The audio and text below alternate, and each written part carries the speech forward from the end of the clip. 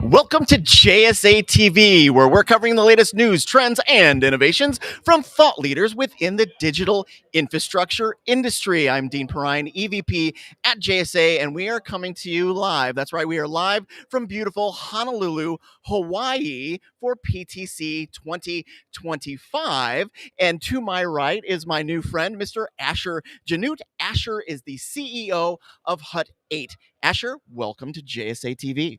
Thanks for having me. Not a bad venue. Not a bad venue at all, Asher. Absolutely. And honestly, and so Asher is our first guest of the entire conference, and ultimately one of the more unique guests we're going to have while we're here. Asher, so so Hut 8 started as a Bitcoin mining company and has evolved into an energy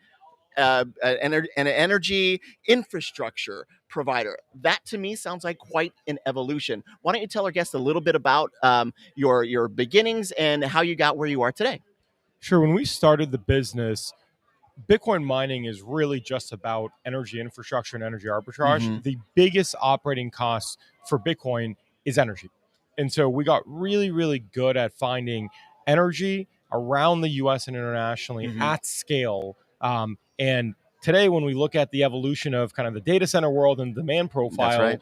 they're looking for energy at scale. And outside of these traditional hubs historically, like Virginia and Chicago and so forth. And so I think as we think about Hut 8, that is the business, which is building value at that interconnection between power and technology and continuing to empower the evolution of technology through the interconnect between power.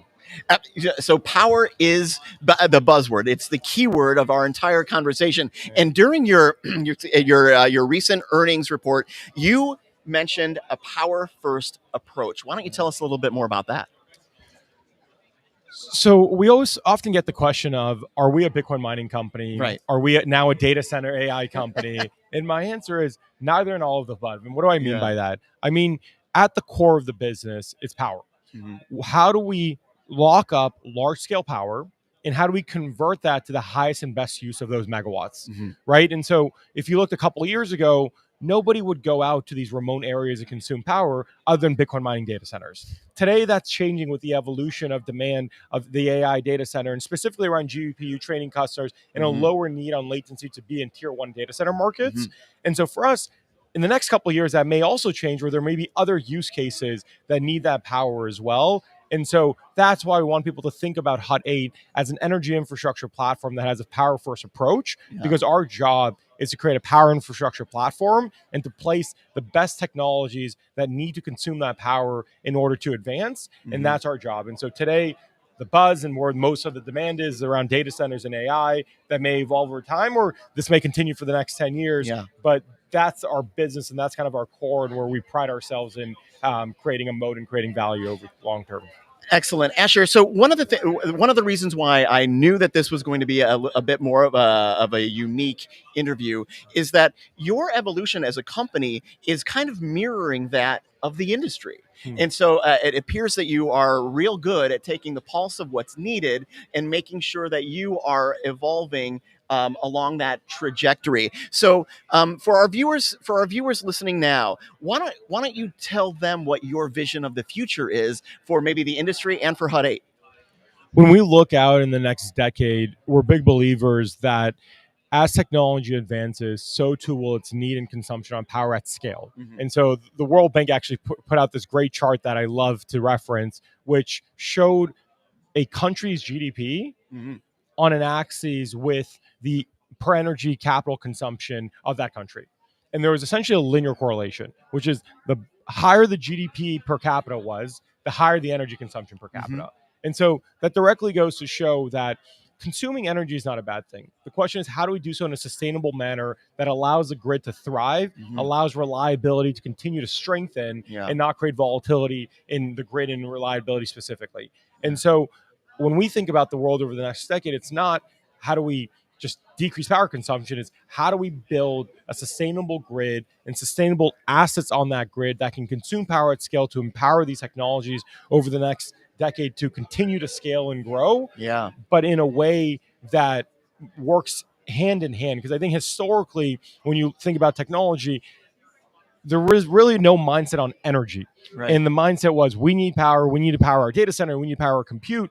But now, because at the scale that these things are operating, it matters to understand the gives and takes on all parts of the value chain to create a sustainable ecosystem. And so that's where we want to play. That's where we want to continue to build value at. I love it. And the sustainability rabbit hole is one that I love to jump into. I'll refrain from that right now, but I do love that HUD 8 is really thinking more about simply, putting the blinders on and saying, this is what we do, but rather thinking about all of the things that need to come together in order to do this responsibly. That's right. That's right. It's not an easy problem to be solved. Every region is different. You have regulated energy markets, you have unregulated, you have competitive choice. And so it's really understanding the load profiles of the technologies that we work with, how those load profiles interact in different energy markets, and are those complementary to those energy markets, or will those create volatility and disruption in those energy markets? And I think that is the key, and solving that problem will allow us to unlock a lot of interesting technologies in the world, and we're excited to be at that intersection. Asher, it is a pleasure getting to know you in the short few minutes that we've had today. Thank you so much for being on JSA TV. Thanks for having me. Appreciate it. You bet. And thank you, viewers, for watching JSA TV. Stay curious, stay happy, and happy networking. We'll see you soon.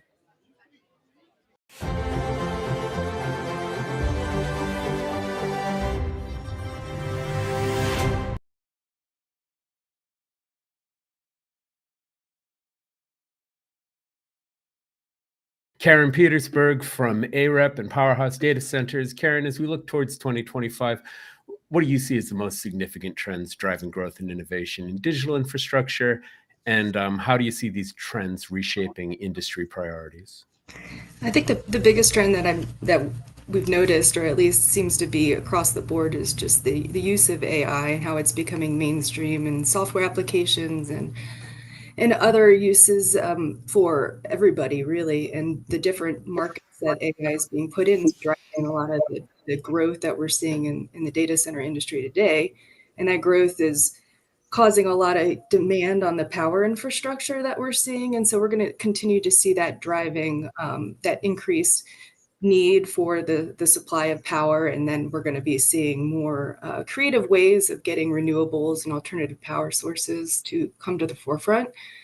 We're already starting to see large-scale slips in power delivery timelines.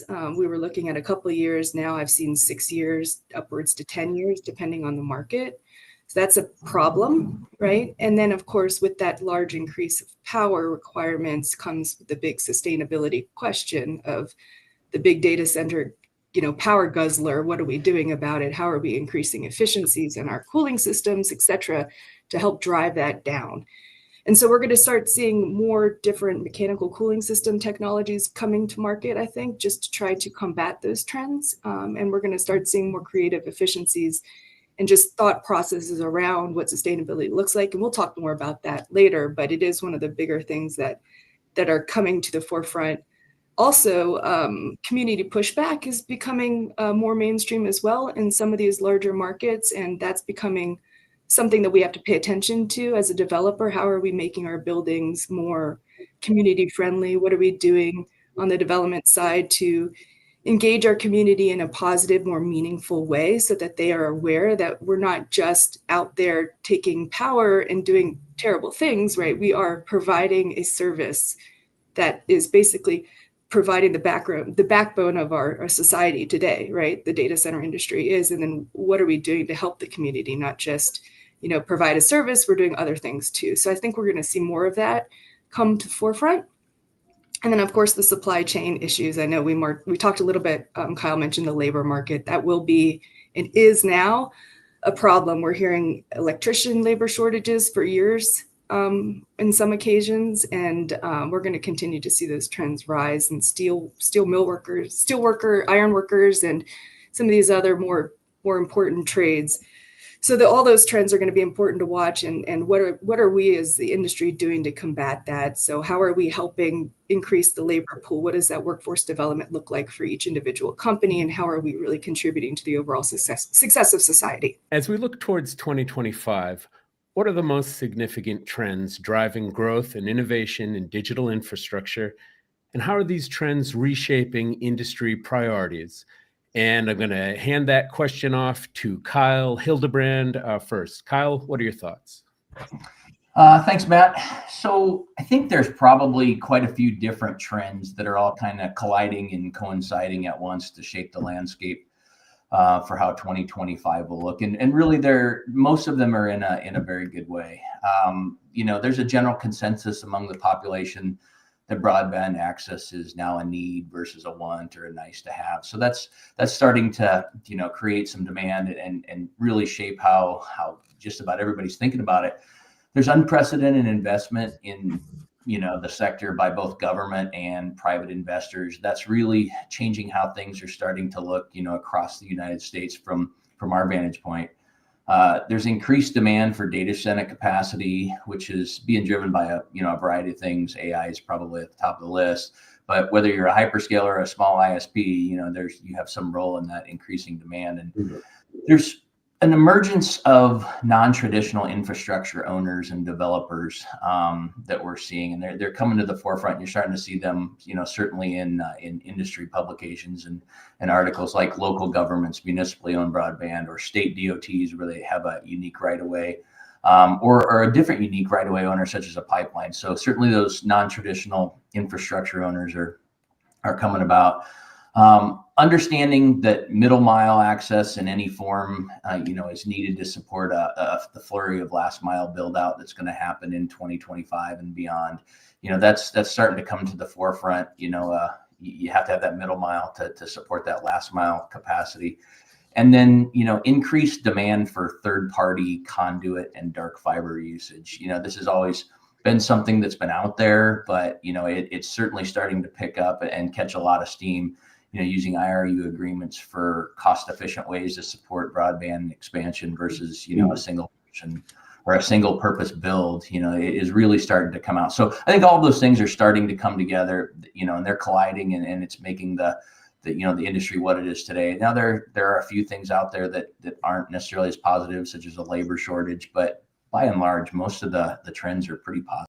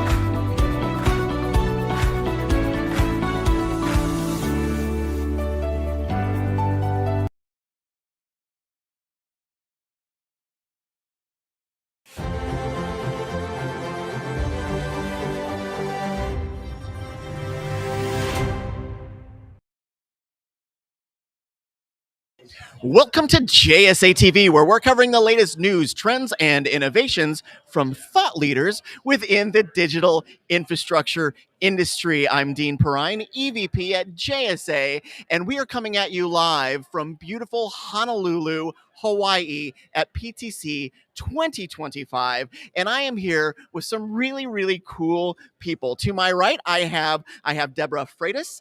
She is the CEO of Lightsource Communications, and Pete MP. Pete is the CSO and president of Lightsource Communications. Deborah and Pete, welcome to JSA TV. Thanks for having us, Dean. Yeah, it's great to be here. Yeah. Thank you so much. And I'm just gonna jump right in here with some of these questions. You had a good 2024. Why don't you tell our viewers a little bit about what good looked like in 2024 for Lightsource Communications? Well, Dean, we had a great 2024. Yeah, better than good. That's Great. right. That's right. So we were able to launch a couple of really great networks, our builds in Phoenix and in Tulsa, which super excited about those. We hired on some key executives, and Dan Enright is our COO. Joe Patton is our CRO. I love Joe, by the way. Oh, he's a great guy. We did too. That's why we got him. And we just hired a veteran telecom CFO, Matt Gutierrez. So Wonderful. Rounding out our executive team has been really great. We rebranded LightSource with a new logo thanks to our JSA group and new website. So it was a great year. A lot of things happened for LightSource, and we're really excited about it. Excited about 25 as well. Well, good, because that's what we're going to talk about next. Yeah. 2024 is in the rear view. 2025 is here. It's right now. PTC is a great kickoff for 2025. It's the best place to be. It truly is from us Midwesterns. Yeah, for sure. Absolutely. But why don't we talk a little bit about some of the projects that you have cooking for 2025? Pete? Sure. Well, we are in the middle of our builds in Phoenix, and we have doubled the capacity as far as our assets that we're putting in the ground there, and we have almost tripled the size mileage-wise. So we're very excited. We have between 15 and 20 crews on the ground daily, and the project is coming along great. And Tulsa is, I'll let Deborah say a little bit about Tulsa, but we're very happy with what's happening there as well. Very good. Yeah, I like to brag about Tulsa for sure. Let's do it. Now's your chance. Go for it. Dan's doing a great job leading all of our builds, but Tulsa, we had commitments of the end of the year, 31 of 25 to be completed, and we're going to be done in March. So 9 months ahead of schedule, and everything there is going great. We've expanded. We're adding some laterals there as well. So that project is really exciting for us, and we're really proud of it. Outstanding. I love it. Let's talk a little bit about some of the more buzzy key things we're going to be talking about. Where you can't escape having a JSA TV interview without talking a little bit about AI. Yep. And that's what I would like to talk about next, specifically to the enterprise. I know that you have a play there, AI to the enterprise. Why don't you tell our viewers a little bit about that? Sure. Sure. So on the enterprise side, really on the AI side, LightSource is extremely excited about being actually in front of the edge, the leading edge there. With our dark fiber networks, it's not only what the enterprises are seeking, but they really need to have that because it helps deliver the high power compute that really is the engine behind artificial intelligence. And as we go by, we are looking at passing as many enterprises as we can. And you'll see, if you look at our networks, it's really with that in mind. It looks on the surface like we're servicing the hyperscalers, which we are, of course, but our real heart is for the enterprise customers. I love it. Yeah. And, it's interesting. You said like kind of in front of the edge. I do feel like it was specifically with AI application development and implementation. If you're not in front, you're behind. Yeah. Yes. And the mystery of AI and all of these things that scare us maybe about AI. These are also the things that really are going to empower those applications and really are going to be the evolutionary kind of push for enterprises for the foreseeable future. Absolutely. I can't imagine a scenario over the next decade or more where AI isn't that catalyst that is pushing the enterprise forward.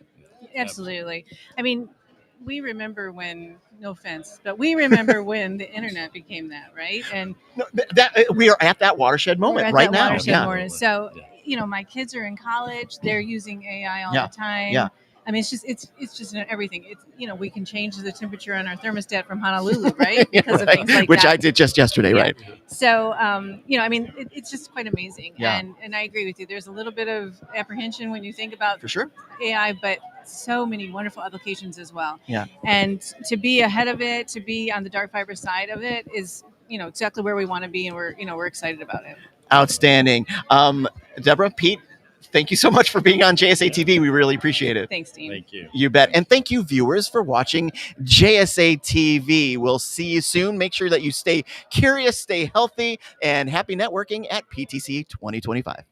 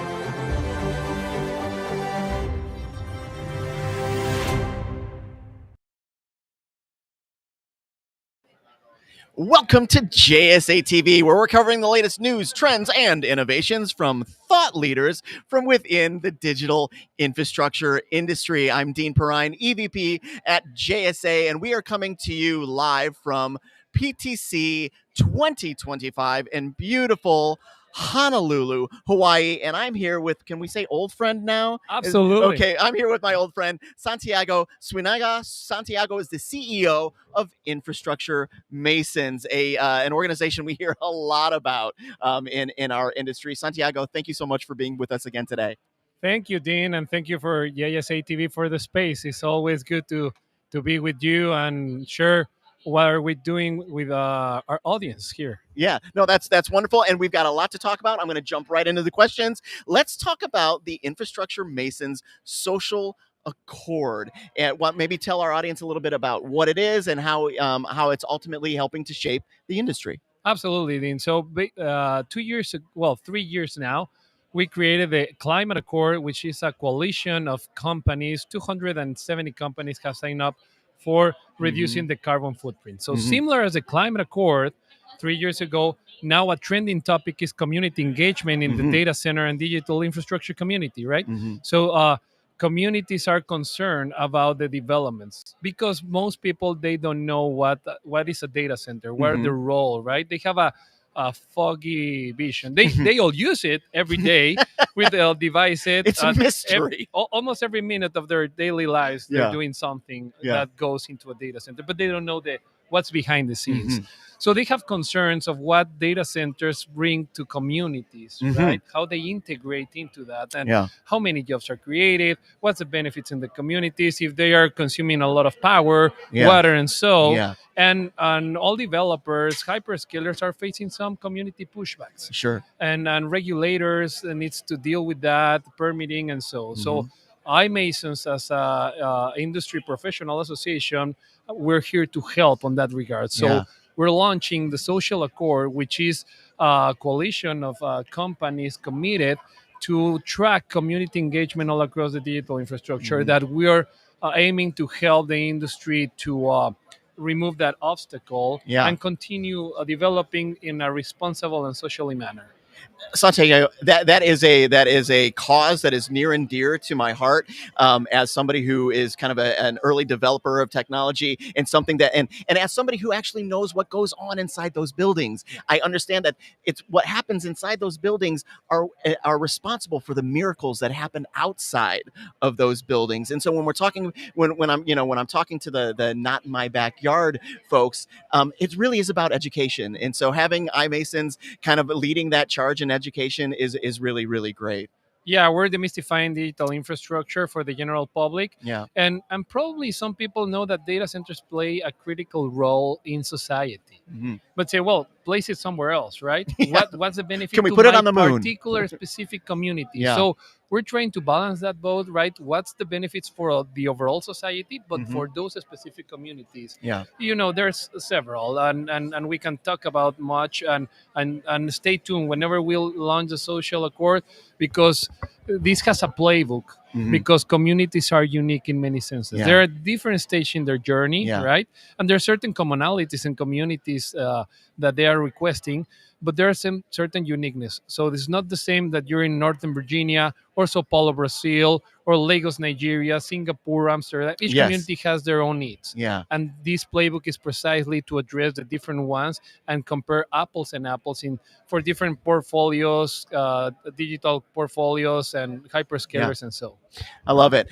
Something else I love, and another thing that you can't be in this industry for more than a week without hearing more about the Nomad Futurists. Yeah. Something an organization that I know is near and dear to your heart. Why don't you tell our viewers a little bit about the collaborations with the iMasons and the Nomad Futurists? Absolutely. So some months ago, we signed a partnership and alliance with Nomad Futurists because both organizations have similar core values, right? We're trying to help the industry, demystifying the digital infrastructure out there to the general public, to educate the public, to bring more talent into the pipeline, to help the industry. So we were doing efforts on that arena, right? Yeah. So we joined forces to better align our efforts. So we signed this agreement with our friends Nabil, Phil, Mark, Phil Lawson Shanks, and so. And we're participating in several initiatives. We have the Capstone project that we provide mentorship to students that are related to digital infrastructure projects, right? And they're providing mentors to the Capstone project. So there's different areas of collaboration and working together, getting more exposure to the general public, and so because there are a lot of companies out there deploying infrastructure, but there are associations that are helping the industry as a whole. So that's why we decided to join forces and act together. Seems like a marriage, a perfect marriage for you. Yeah. But and all that sounds perfect. But the industry isn't perfect. Of course, there are going to be challenges. Of course, there are going to be obstacles. Of course, there are going to be, speed bumps along the way, and making sure that your value prop is a good one and is effective. Why don't you talk to us a little bit about what those challenges are for the iMasons? Yeah, absolutely. So in our State of the Industry report, we issued our first one last year, and we're about to publish the volume 2 later on in April. I'm actually conducting interviews with business leaders around, and we call it the 4 Ps. The obstacles in the industry: power, access to power, people, access to talent, perception we talked about with the social accord, and planet, the sustainability, right? And we're running initiatives collectively to address those challenges, right? So iMasons is the largest professional association in digital infrastructure. We have had more than 6,000 participants in 130 countries, representing billions of dollars of investment, right? So what we do is we help different organizations and professionals, regardless of the stage in their journey, in many ways, right? We're a great forum for new platforms that are rising, right? So to get more coverage, visibility, exposure, and also for well-established platforms to continue, giving back to the industry, removing some of the obstacles, fitting them with talent. So we're launching a new job matching platform that is now live in our website. Is basically matching the skill set from a job seeker perspective and also from a recruiter. Santiago, that's fantastic. And we have different member resource group to feed the talent, like the iMasons Armed Forces, the IM Women, to bring more women into the industry, and many programs that will help whether you're a professional in this industry or a company, no matter the stage of the journey you're at with it. Yeah.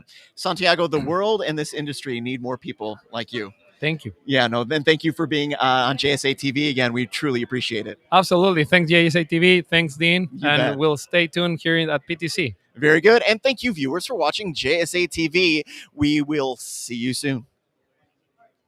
Thank you.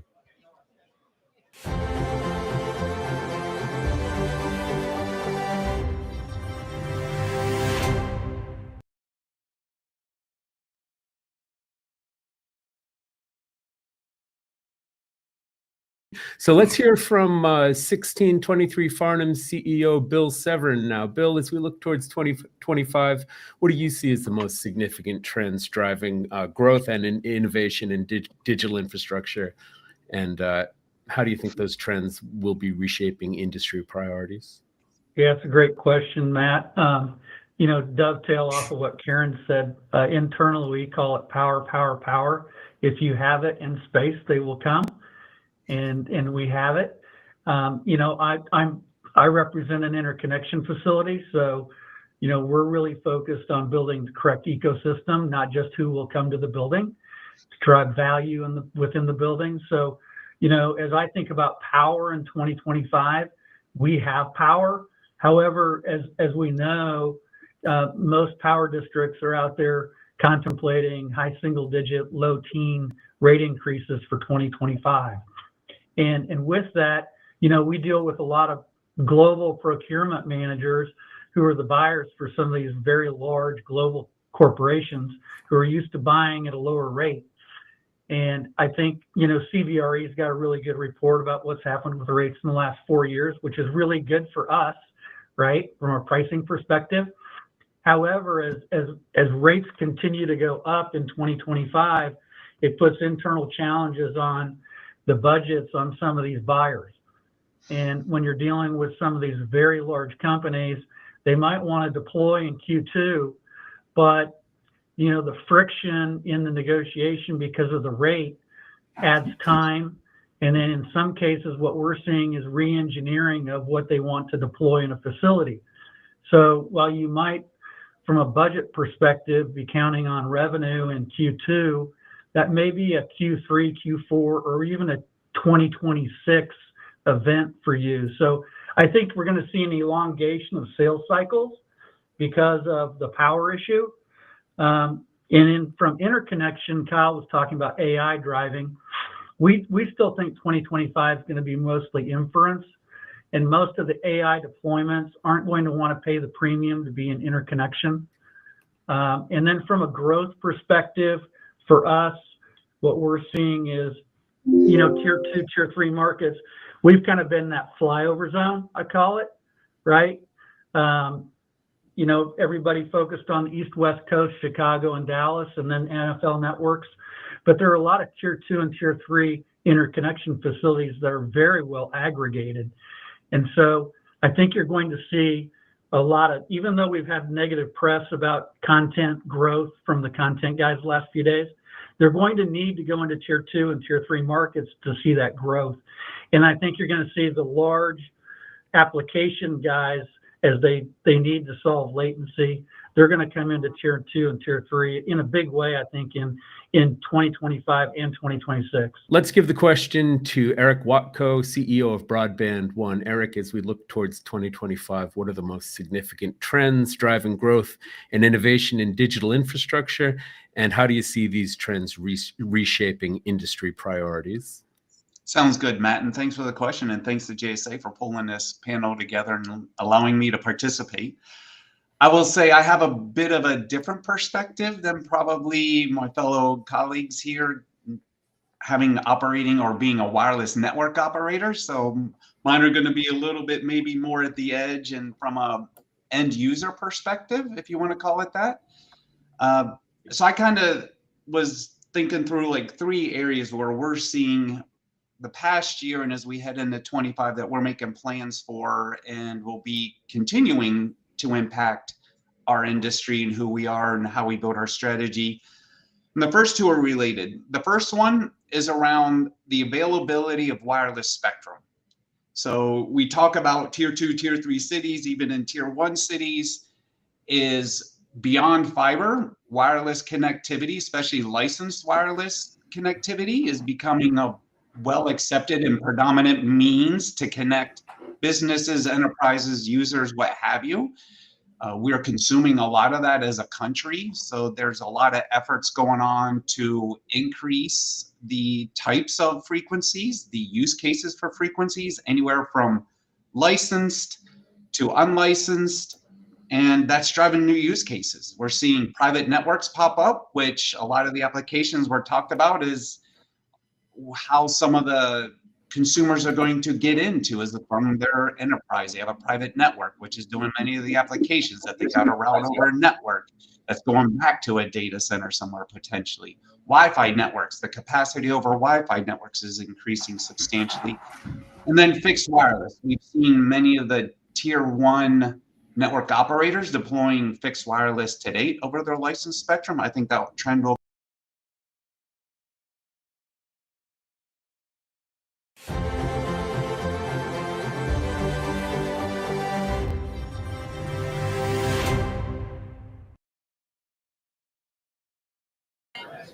Welcome to JSA TV, where we're covering the latest news and trends and innovations from thought leaders within the digital infrastructure industry. I'm Dean Perrine, EVP at JSA, and we are coming to you live from one of the most beautiful places I've ever been in my life, Honolulu, Hawaii, at PTC 2025. And I am here with Paul Wiltshire. Paul is the VP of Sales at Atlas Edge. Paul, welcome to JSA TV. Great to be here, Dean. And as you said, beautiful Hawaii is much warmer than it is back in the UK at the moment, where it's freezing. I'm from Chicago. It's 2 degrees there right now. 2 degrees. That's much better here, right? Absolutely. Yeah. My wife is very jealous. Yeah, mine is actually in the hotel right now, who is flying back tonight. So she'll be warming up the home for me before I get there. But look, Atlas Edge is at the forefront of edge computing solutions. But that comes with some challenges, right? Scaling challenges, etc. Why don't you tell our viewers how Atlas Edge is addressing those computing challenges? Yeah, thank you for that, Dean. Atlas Edge is a company where we're operating a pan-European data center company across Europe. Mm-hmm. Where we see the growth coming is not in the traditional marketplaces of the flat D infrastructure, Frankfurt, London, Amsterdam, Paris. But what Atlas Edge is focusing on is the next level of regional cities, building the data centers in places like Lisbon, Vienna, in the DAX region with places like Hamburg, Berlin, Stuttgart, where we're seeing a lot of demand in there, and building that infrastructure in underserved markets to be able to support both enterprises and hyperscalers, put their compute power where customers need it and be localized to them. So it sounds like Atlas Edge kind of has its finger on kind of the pulse of some of the trends and what works best and going where you're needed most.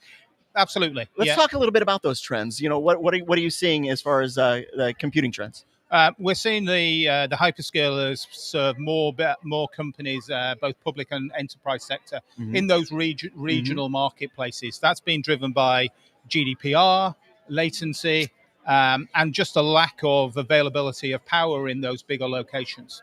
The second thing is that we see from an enterprise perspective, we still see a lot of on-prem to off-prem being done, especially post-COVID, with people closing buildings that they don't need as those leases come up.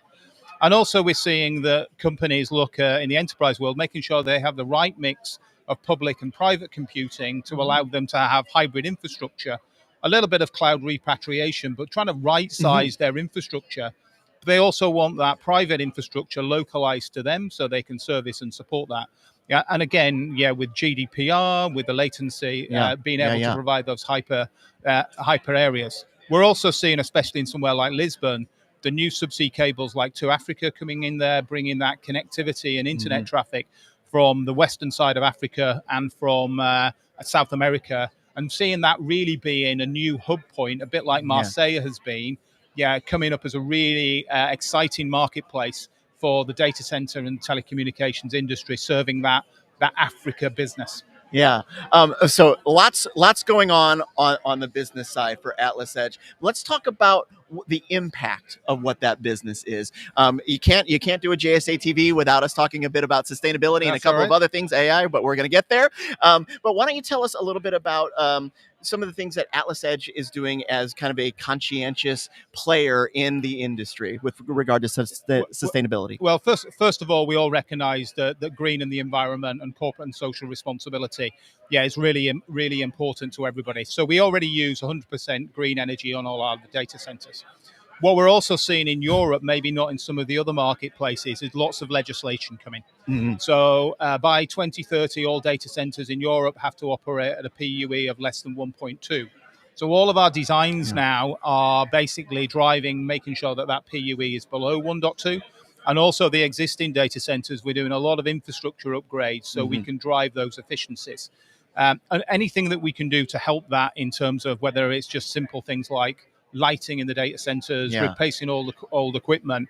But we need as an industry, and we've got a little reputation of using lots and lots of electricity. And a little bit of a reputation, right? And we need to show, obviously, for the protecting the world and for our future, my daughter, etc. And mine, yes. Yeah, it's making sure that we're doing this in the right way. So we're fully on it. We've got a lot of legislation to do, which is helping drive Europe and drive the data center marketplaces there. But we have to do it, and it is the future of the planet. I love it. And we cannot talk about sustainability, and we cannot talk about the challenges around sustainability without talking about the challenges of AI application deployment and the challenges it creates with regard to sustainability. So let's talk a little bit about Atlas Edge's AI initiatives and how that plays into your sustainability. Well, in Europe, what we're seeing is really two trends. First of all, the training AI is tending to go into the Nordics region, or into the Iberian Peninsula because of the cost of energy. In Norway, Sweden, etc., it's cheap because they've got a lot of renewable energy in there through hydro, or in the Iberian Peninsula, they've got a lot of sunshine. So they tend to be cheap at the moment. So what we're seeing is the the training deployments in Europe typically being in those countries. However, as training moves into inferencing, we're seeing that inferencing then come into the regions. And that's being driven really by GDPR to ensure that those AI inferencing are in those localized countries. So we're now starting to see the demand driven by in Germany and the UK for those regionalized AI inferencing happening.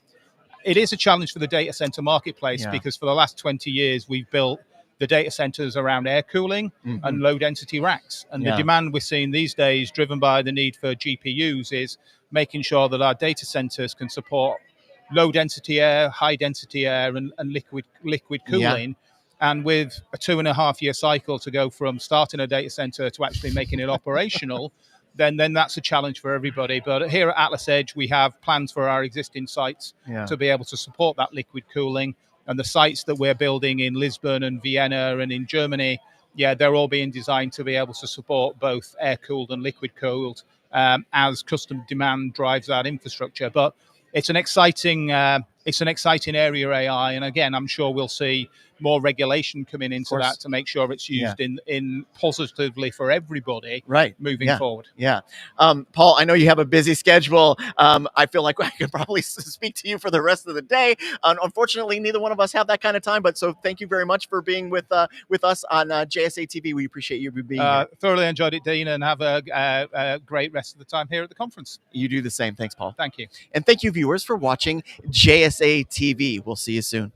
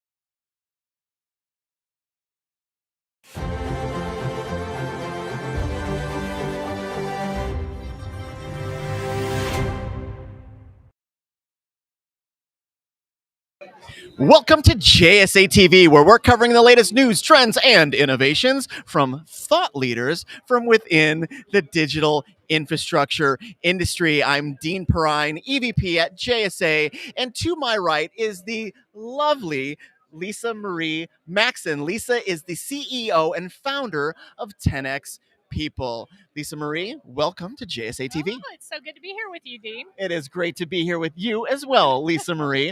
But I'm going to jump right into the questions. We got a lot to talk about. What surprised me when I was doing a little bit of the research before ahead of our interview is just how archaic some of your customers' processes were, how manual, how error prone perhaps it might be. But you combat that. Why don't you tell our viewers a little bit about how that's done? Yeah, shockingly, our customers do use manual processes and Spreadsheets. spreadsheets. They have errors. It's very labor intensive. No. Right?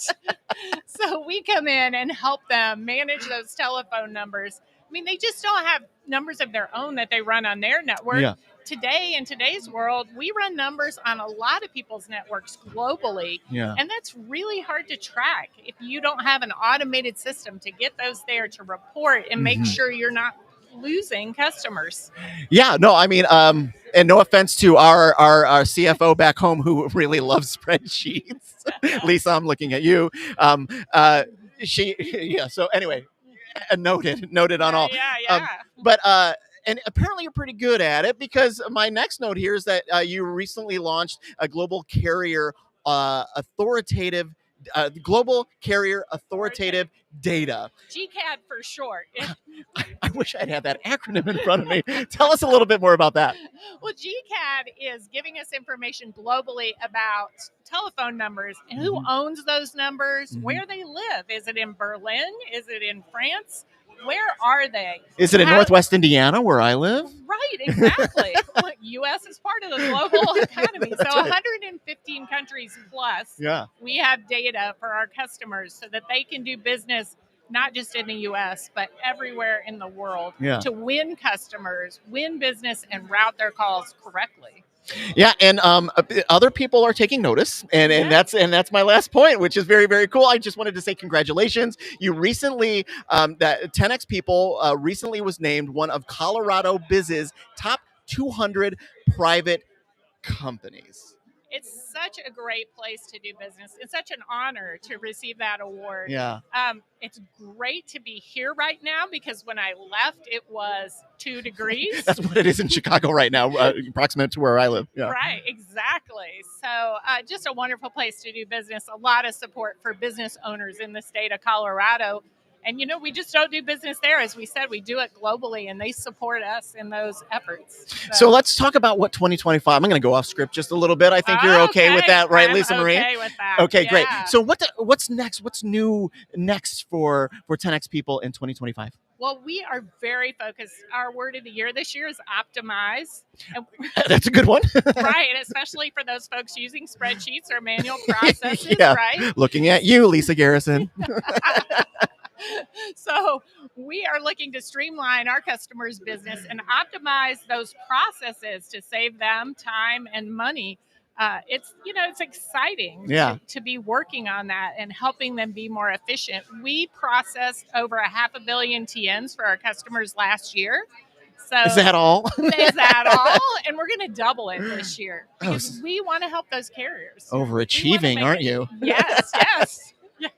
Lisa Marie, it is a pleasure meeting with you and speaking with you today. Thank you. Thank you, Dean. It was great talking to you. You bet. And thank you, viewers, for watching JSA TV. Stay healthy, stay connected, and happy networking. We'll see you soon.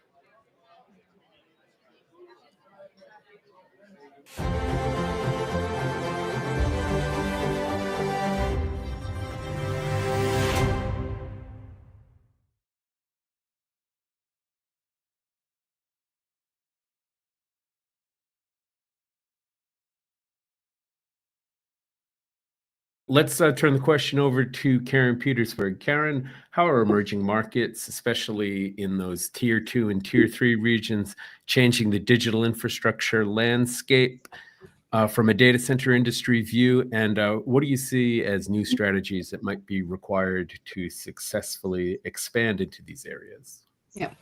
Thanks, Matt. Yeah, as a data center developers, powerhouse data centers is we do look frequently to tier 2 and tier 3 markets for potential developments. And what we're going to see and what we're already seeing is that they're actually becoming more mainstream. And we're noticing that, even though it seems like there's going to be there was at once a latency issue, there's not so much anymore because there's other considerations that are becoming more important, like power availability over fiber.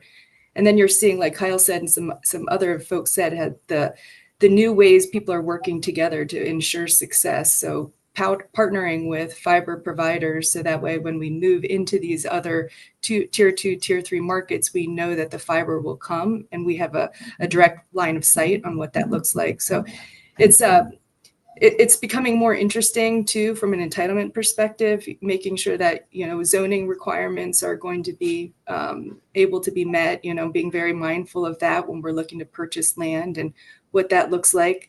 Land values are increasing as the data center clusters are coming to become more of the forefront. So it is true, if you build it, they will come, right? So being mindful of getting a large enough campus to allow for a cluster of AI users to be available, as well as being close to other companies, is helpful. So just being strategic about what makes sense when it comes to purchasing land is really key there. And then, of course, the power story is 100% the most important thing. You can't do anything unless you've got power. And so you might see more powered land plays. You might see more groups consorting to develop their own power, whether it's SMRs or a natural gas microgrid that gets shared. But we're starting to see that and starting to participate in those groups in order to make sure that the power gaps that we're seeing between the bridging power available and then what the permanent power is available, that there is something there that we can fill in what that looks like. Otherwise, it just doesn't become attractive to anybody. And so the power story is extremely important. And then what we're also seeing is that people are coming more enticed on power that's already have renewable sources on site, whether that's nuclear or other power available that's not just utility power, coal-fired, et cetera. So it's from a sustainability perspective too, that's also a really good thing. And I'm thinking I think that's pretty much it, what I got. How are they really changing the digital infrastructure landscape? And what are some new strategies that are going to be required to successfully expand into these areas? Obviously, we're just talking about BEAD, but I'll put the question first to Kyle Hildebrand. Sure, appreciate that. So I think, lower tier areas or markets are really no different in the fact that they need resilient and scalable infrastructure to support local broadband access and support the business models of all the different providers that are out there. But one thing I think it's important to keep, in the back of your mind is that every region is really unique. And so, especially areas with a lower density or a rural or geographically challenged dispersion, they're going to be different.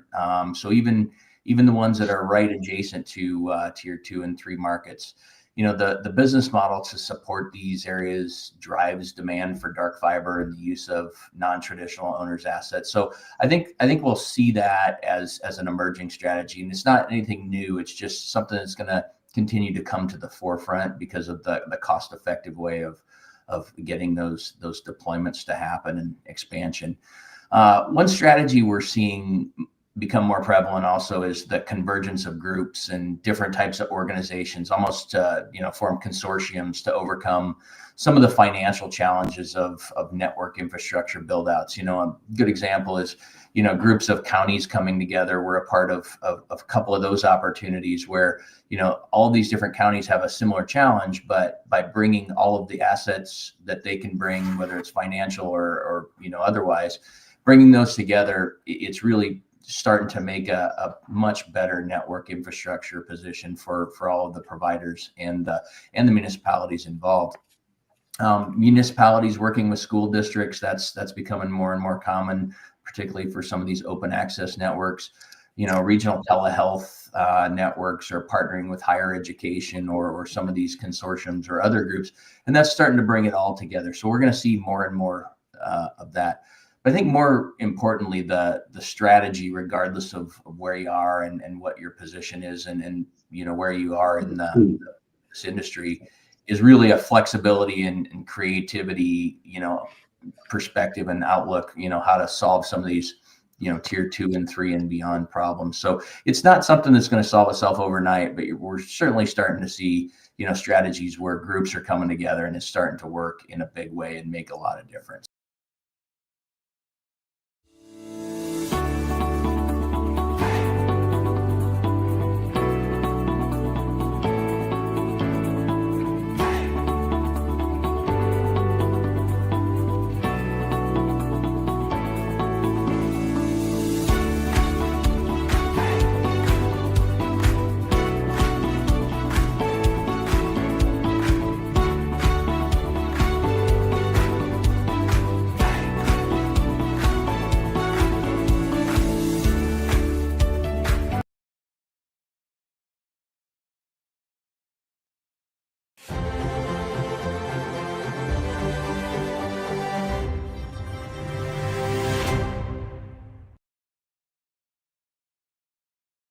Welcome to JSA TV, where we're covering the latest news, trends, and innovations from thought leaders like this guy from within the digital infrastructure industry. I'm Dean Perrine, EVP at JSA, and we are coming to you from beautiful Honolulu, Hawaii for PTC. I can't believe I'm here still. It's 2 degrees in Chicago right now.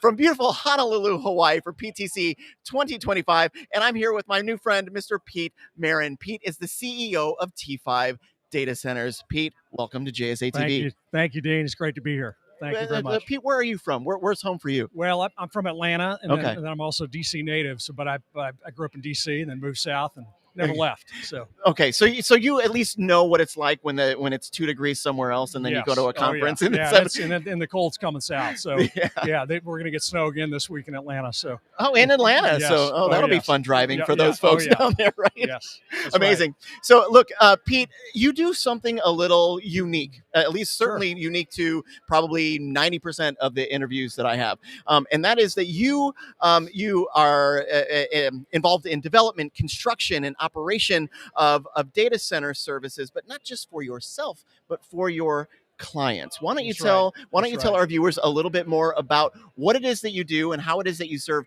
both your own data center infrastructure and that of your clients? Yeah, absolutely. So, our business it's really 3 businesses under the T5 umbrella. Mm-hmm. And, our roots are in development. So we started with development, but our business is development, construction, and operations. Mm-hmm. And those 3 businesses serve the same customer. So, 3 businesses, 1 promise. Mm-hmm. And yes, we develop for ourselves, but we also offer that to others. We do projects for other investors. Mm-hmm. But the construction business and our operations business, those are more correlated to what we call third parties. So assets that we don't own. Mm-hmm. And those businesses have scaled in recent years, just like the industry has. We're really excited about it. Yeah. So I'm going to go off script just for a moment here, Pete. Absolutely. As far as that, I gotta believe that the innovation of that construction is kind of happening in concert with kind of the technological innovation that the construction is serving. Is that right? Absolutely, yes. And the industry continues to evolve, right? Yeah. And densities continue to increase. Yes. And our job as operators, developers, right, is to reject all that heat. Yeah. Right. And then keep the data center forever on. So it's important, right? And it's interesting because like the next generation of those critical infrastructure of those facilities is mirroring the next generation of the technology that's going to be housed there. And so for folks like T5, I feel like you folks got to be running at 1,000,000 miles an hour all the time. We are. And so is the rest of the industry, right? It's a great day, right? It's a great day to be in the data center business. For sure. We're excited about it. For sure. And I know that you're doing things well. A culture of excellence. When I read this, I thought, I'm not going to put any context around this. Yeah. Tell us about a culture of excellence. It's really about creating a magnetic culture. And I believe really strongly in that. But it also has roots all the way back to, I'll date myself here a little bit, but it goes back to Tom Peters. I mean, back in the early 80s, with In Search of Excellence, right? Yeah. Still that business book. And strategy of management, management lessons from them still apply today. And his premise is pretty simple. Strategy is important, but if you can't execute, you know, you're going to fail. And so we put a lot of emphasis on execution. And I drive strategy, and I've got, you know, great people around me that drive execution, and we want to draw people to us. So you know, people of high character, always doing the right thing, and driving, you know, to be the best, and that permeates through our organization. Very cool. And Pete, I am not looking for a new job, Jamie, back home. I'm not looking for a new job. But if I were, this T5 sounds like a great place to be. Yeah, we love it. Yeah, we love it. And you know, we're in our 18th year, so it's pretty exciting. We know a little bit about having kind of weathered a lot of different storms over the last 20 years. We're celebrating our 20th year this year at JSA too. But let's talk about 2025. Let's talk about PTC is a great kickoff for the rest of the year. What can our viewers expect to see from T5 in 2025? Yeah, absolutely. So we are embarking on a strategy that I put forth about 18 months ago, and it's our scaled campus strategy. So in 25, and we're announcing one of our campuses here at the show today. Congratulations. And so scaled campus to us is 1 gigawatt or more of power. And we're going to do this in 5 locations. So the first location for us in the U.S. for the scaled approach is in Chicago. So we have over a gigawatt of leasable power that can deliver starting in 27. And the rest of the market is going to be looking at 2030. So we've got a nice advantage, and we have the land secured. We've got the team, and you know, and I talk a lot about this too. There's 5 ingredients, you know, in the data center business, right? So it's land, power, capital, right? The team, and then of course you have to have equipment. Yeah. So if you have those 5 ingredients, you know, you're gonna succeed. And we have that, and we couldn't be more thrilled about our scaled campus strategy. I love it. Here's to 2025. Yeah, cheers. You bet, Pete. Thanks for joining us on JSA TV. You bet. Thank you very much. You got it. And thank you, viewers, for watching JSA TV. We'll see you soon. Happy networking, and we'll see you soon. One of these days, I'm going to get that sign off just right. Yeah. Thanks. See you soon.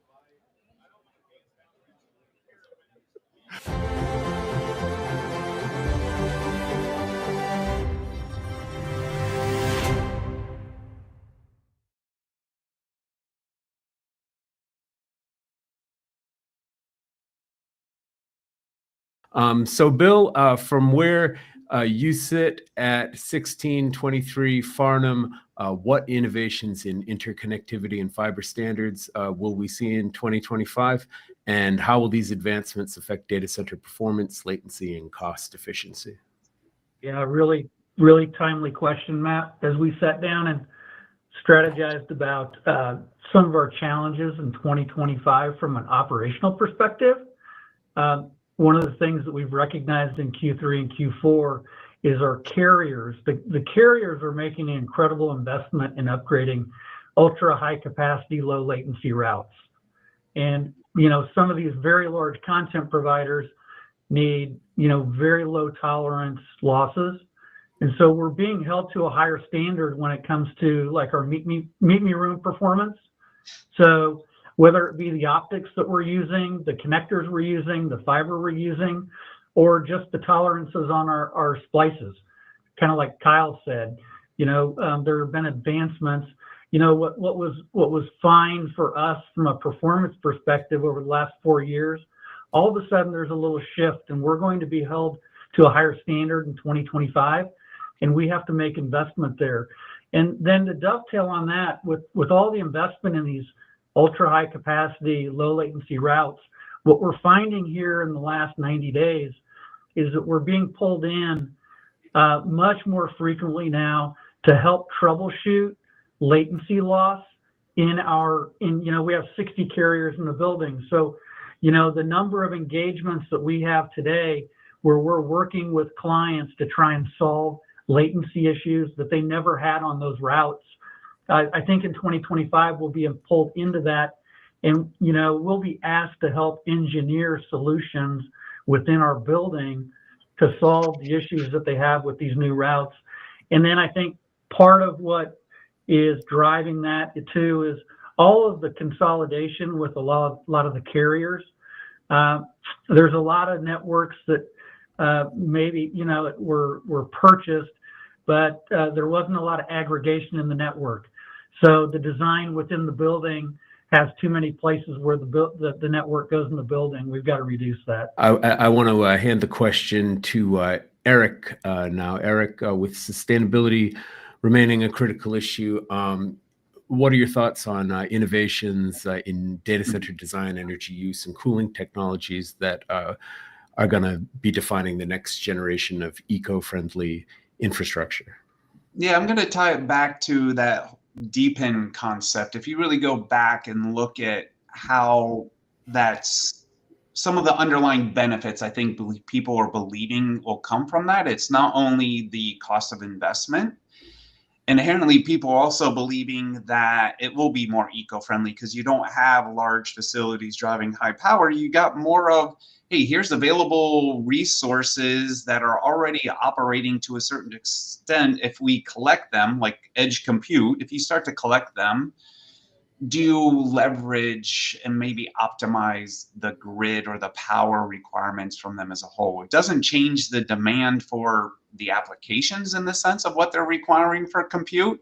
It's really of how they're maybe just getting access to compute and even wireless networks as well. Like I've seen it there, having seen the deployment and being active in the deployment of some of these DY networks, it is more of a use it when it's available kind of concept, which means you're not always having to drive high sustainable power requirements, even on a tower where we have our radios. So we are seeing trends in that way. It's more based on theory, so we'll see in practicality as some of these deepen kind of concepts take scale, if it really drives back that there is a savings or an efficiency gain in just the total use of power, or is it just shifting the problem further out in different parts of the network and infrastructure?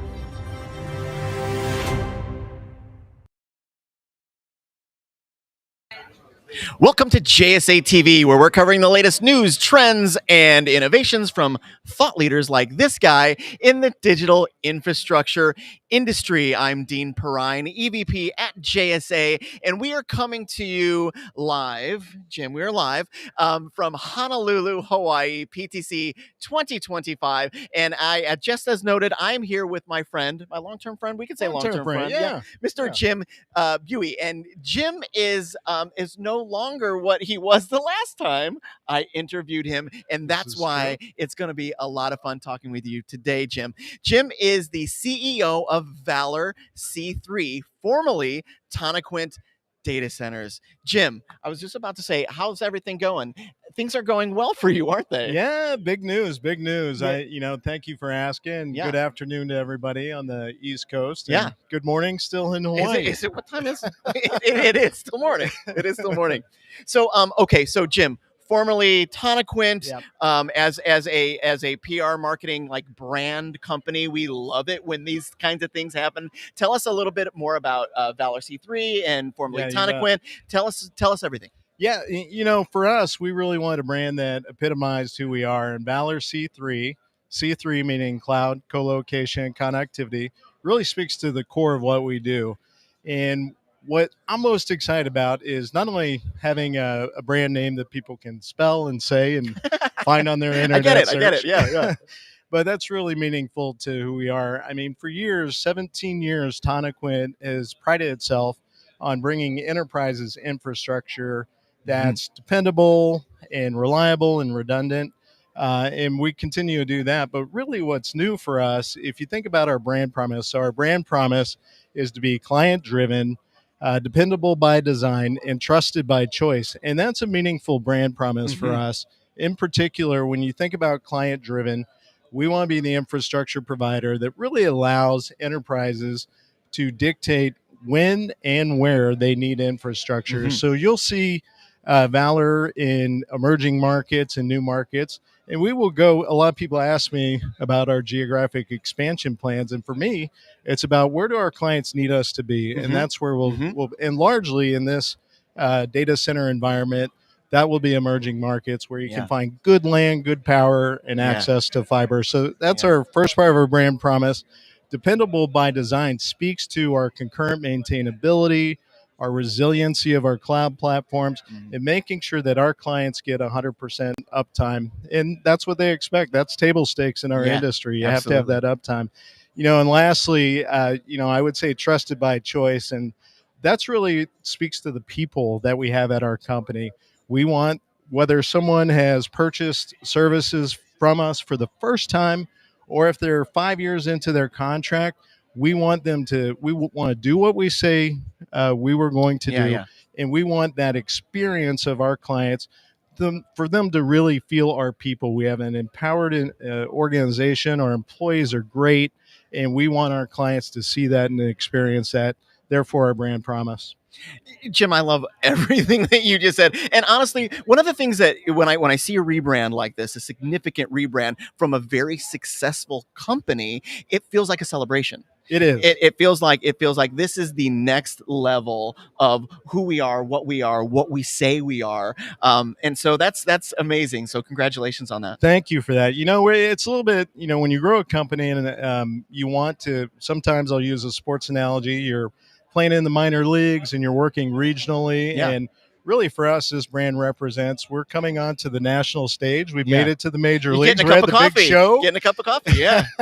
And now we're really going to get after it. And I'm excited because I think it's great for our clients.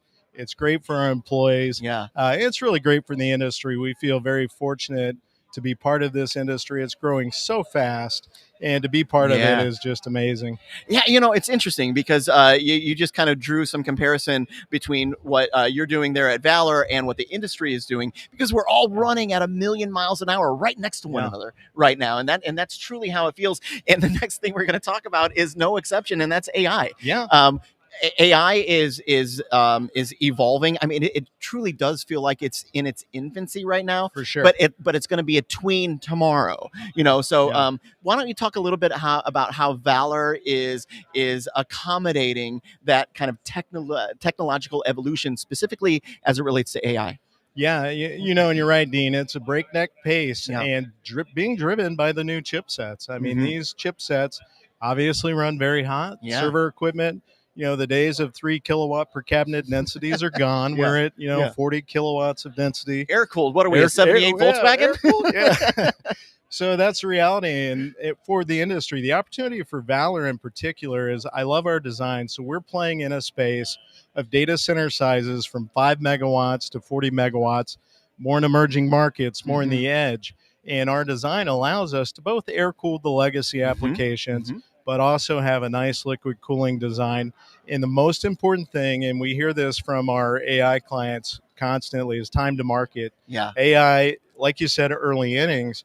But where you have planning needs that in the old days would take 1 or 2 years out, now people are needing to place these AI deployments within 3 months, 4 months. Yes. And so they're very quick deployments. I think that's important. It shows you how businesses and our target client enterprises are really deploying AI to solve business problems. It's a new dynamic. It is. And if you're in manufacturing, you may be improving your manufacturing process through simulation. If you're in healthcare, you're providing better patient care. So AI, for real, I'd say if there's a bold prediction for 2025, it's at 100% of men, women, and children not only will be digitally connected, but in some way, AI will shape their lives. And that's the exciting part for Valor. We're the infrastructure to allow AI to be utilized to solve these problems. It's amazing what AI is doing in the world, and we're just going to be a part of that. Jimmy, you're such a good spokesperson for the evolution of that technology, because you're right, because we are in those early innings, as you said, so much of it is a mystery to 99% of the general public. But you and I, who have a front row seat to this, we see the miracles that are going to happen as a result of AI development, and Valor's right in the middle of that. We are. Yeah. We are. And it's fun to watch enterprises. I think maybe even a year ago, were really contemplating how to utilize AI. Maybe there were some client service problems that they were using AI for. Wow, has the world changed in the last even 6 months to where businesses have fully embraced AI. Nearly 70% of enterprises today are utilizing AI to solve business problems. Like I said, it will be 100%, because when you realize the power of data, how in bringing that data together in a meaningful way to solve business problems, there's not a CFO or a CEO in the world who doesn't push their IT team into, we need to start using AI right now to be competitive. And we talk a lot about our clients, enterprise clients, who are the relentless leaders of innovation in the marketplace. That's who we want as our clients. Those are the clients who are driving the economy, the digital economy, solving problems with AI, and frankly, leading this whole innovation that the world's never seen to date. Yeah. Oh man. Again, I know we don't have all afternoon, but I can certainly. That's what happens. It's what happens when a couple of friends get together to discuss something they're passionate about, right? Okay. Give us a little bit more insight on a recently announced partnership with Megaport. We've all heard of them. In Utah. Tell us a little bit about that. Yeah. For us, I mentioned Valor C3, with the C3 being co-location, cloud, and connectivity, and Megaport and our partnership with them represents the connectivity portion of that. We have 100 gig of enabled connectivity in our Utah facility, which will roll out to every facility. Anytime you see Valor C3 data centers, you will see strong connectivity, because going back to the enterprises, having cloud on-ramps, connecting to SaaS providers, allowing companies to manage their infrastructure seamlessly and have connectivity no matter what they're utilizing. That's key and fundamental. I think a little bit different than some providers. We want to make sure that as an enterprise, it's easy to do business with Valor, but also easy to integrate with all of the SaaS and cloud services that you consume. We know it's a hybrid world. It's been to use an old term, it's been a hybrid world for a long time. So we're really about enabling and making sure we're different than other providers in that regard. Well, I Unfortunately, that's all the time we have. But different is good. But one of the other differences that you truly bring, Jim, is that sincerity. It comes across, and when I speak to you, I'm sure it's coming across on camera right now. So thank you for being with us. Thank you, Dean. You bet, and thank you, viewers, for watching JSA TV. And I'm going to get this right for my producer right now. Stay curious, stay connected, and happy networking. We'll see you soon.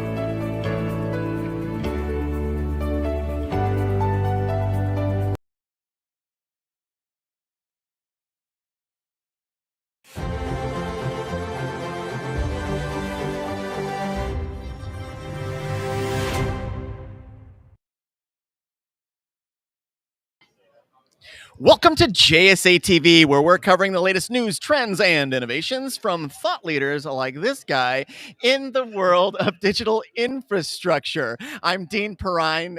What is my title now? EVP at JSA, and we are coming to you live. Sam, we are live, so we need to be on our best behavior. Okay.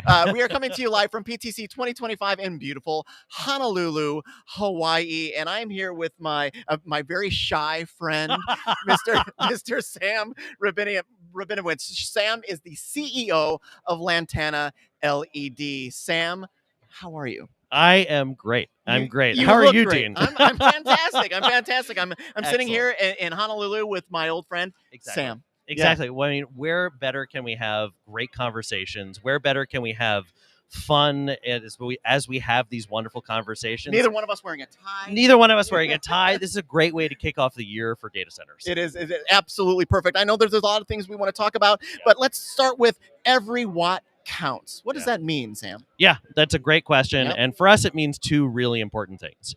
First of all, operators rarely think about the individual watts, especially when you're talking about data centers the size of megawatts. Mm-hmm. And when, a data center designer, operator, user thinks in terms of megawatts, an individual watt itself seems almost negligible. However, there's what I like to call the snowball effect, which is, those individual watts suddenly begin to add up when you're talking about thousands or 2,000s or 10,000 at a time. Yeah.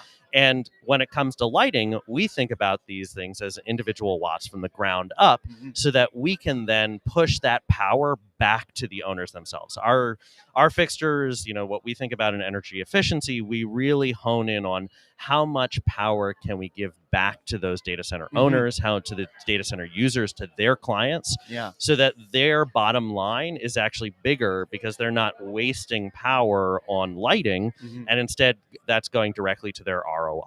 Yeah. So for us, that's every watt counts from a business perspective, from a snowball effect. When we're talking about 2,000-3,000 fixtures at a time here in a data center, which is our typical customer, they're generally, each of our fixtures is about 10 watts more efficient than, say, a competitor or one of the conglomerate fixtures. So now you're talking about kilowatts of power just on a straight line-to-line basis here. And then you start talking about kilowatt hours. Yeah. And suddenly those 10 watts that each individual watt that we talk about on 3,000 fixtures, on 2,000 fixtures, is translated into megawatts of savings and megawatt hours on a yearly basis. Now, most of the data center owners that we deal with also are building way more than just one at the moment. And as you guys see, as the whole industry sees. I think I saw like $210 billion in financing in the first 2 weeks of 2025. Yeah. It's insanity. Yeah, and that's a tidal wave that's only going to continue. That's only going to continue. Beginning push. Yeah, correct. That's actually the water receding before the actual tsunami. Although a better analogy, yeah. Although something we probably don't want to talk about. Yeah, maybe we shouldn't talk about that. Either way, I get the analogy. Yeah. I get the analogy. The other thing I was thinking about was just like when I was a child, I saved all my change and would put it in a big change jar and saved enough money in pennies. To buy a bicycle. Yeah. To me, and you guys are like that a millionfold. Yeah. It is, it's that kind of analogy. Exactly. Now imagine us saving individual of those watts, and then suddenly you're able to get money back from those watts as an owner. And then you've got 10 data centers that you're deploying, or you've got 20 that you're deploying over the next 5 years. And each one of those data centers now has megawatt hours of savings. Yeah. Suddenly that snowball effect from that individual teeny little watt becomes very material for a data center operator, for a data center owner, and for the users themselves. Sam, that leads me to the very next item here, value engineering. Yeah. Talk to us a little bit about value engineering.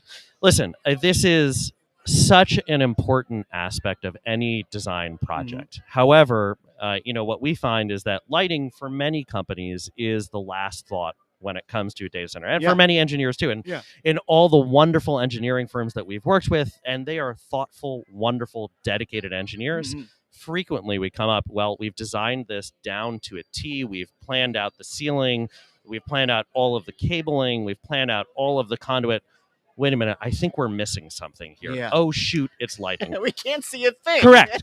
And lighting is essential Yeah. for fire life safety, for certificates of occupancy, because there are people working in data centers at any given time.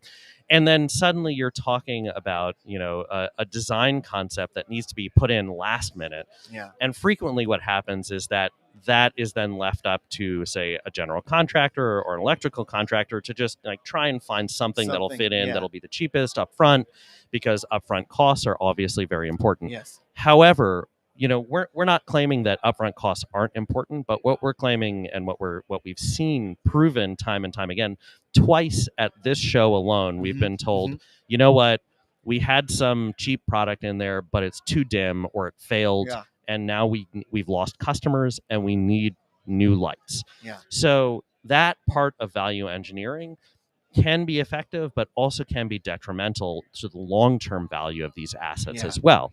So when you're talking about an operator who has more than just a upfront, 1 year kind of ROI, what they're looking at, when they're talking about 7 years, 10 years, 15 years, 20-year fleets here of data centers, it actually behooves them from a financial perspective to not pursue value engineering when it comes to lighting, and instead say, what's the best value right now that we can install it maybe a little more upfront, but long term it will deliver in energy efficiency, what we talked about, in energy savings, the megawatt hours, which is a direct offset of the upfront cost. And then it will also deliver in quality of the lights as well in data centers. I can't imagine not thinking, if the next generation of these critical facilities to accommodate AI, and we're thinking about all of these very granular ways to be more sustainable, to do all of these kinds of things, and we're talking about construction innovation, lighting it sits right in that conversation. It does. It does. And yet frequently it's kind of, as we talked about, it's an afterthought, not because the people aren't dedicated, not because people aren't thoughtful, but just because there are huge, huge details that need to be worked out up front. We get that. Lighting is not going to be the first thought, but our understanding and our experience in these data centers right now is that when lighting is the last thought or thought of not at all, it actually presents a serious problem. It's detrimental. It's exactly detrimental, and you lose customers because of it. Yeah. I mean, when a customer walks into a data hall, the first thing that they're going to notice, they may not know the type of fixture that you use, but the first thing that they're going to notice is, can I see the server racks or not? Yeah. And sometimes when you use value engineered products, the answer is going to be no, I can't see the server racks. Therefore, I have a bad impression of this, and it's deeply rooted in human psychology, in our kind of brain processing power, the prefrontal cortex, as well as the amygdala. I knew we were going to go here, Sam. Yeah, we were going to get into it. Yeah, but it's deeply rooted in that, and that visceral reaction should be a positive one when you're going into somebody's data cell. And you're housing this, like the future of technology. Why wouldn't you be make it look good? Make it look good, and allow people to see it. Speaking of looking good, 2025. What does 2025 look like for you folks? It's going to be a fantastic year for us. We're really excited by the customers that we have currently, by the customers that we're engaging right now, new customers, but this is going to be one of our largest years ever, if not the largest year. There's a lot of work ahead of us. Of course. It means that we're going to be able to really show our scalability of manufacturing and our efficient timescales in terms of delivering products on time to sites. That's what I'm most excited about, is that all of the conversations that we have, all of our customers that we've been servicing over these years, they're all scaling up. We're scaling with them. We're showing them that this capacity is reserved for them. We're taking a programmatic approach to this as well, so that when we deal with these data center customers, they know that they have their entire fleet of data centers that they're building. They have reserved capacity for those data centers. But that scalability, that size, that delivery methodology is really exciting. And 2025 is going to be that really exciting year where we hit the ground running here already. We've already delivered 2 data centers this year already, and it's only the third week of January. And it's, we've got our work cut out for us, but it's thrilling. It's thrilling. I love it. I know that you do, and if anyone can handle it, it's you. Thank you. Yeah, Thank you. Yeah. Sam, always a pleasure to see you. Thank you. Likewise. Thank you, Dean. You bet. And thank you, viewers, for watching JSA. Stay connected, stay curious, and happy networking. We'll see you soon.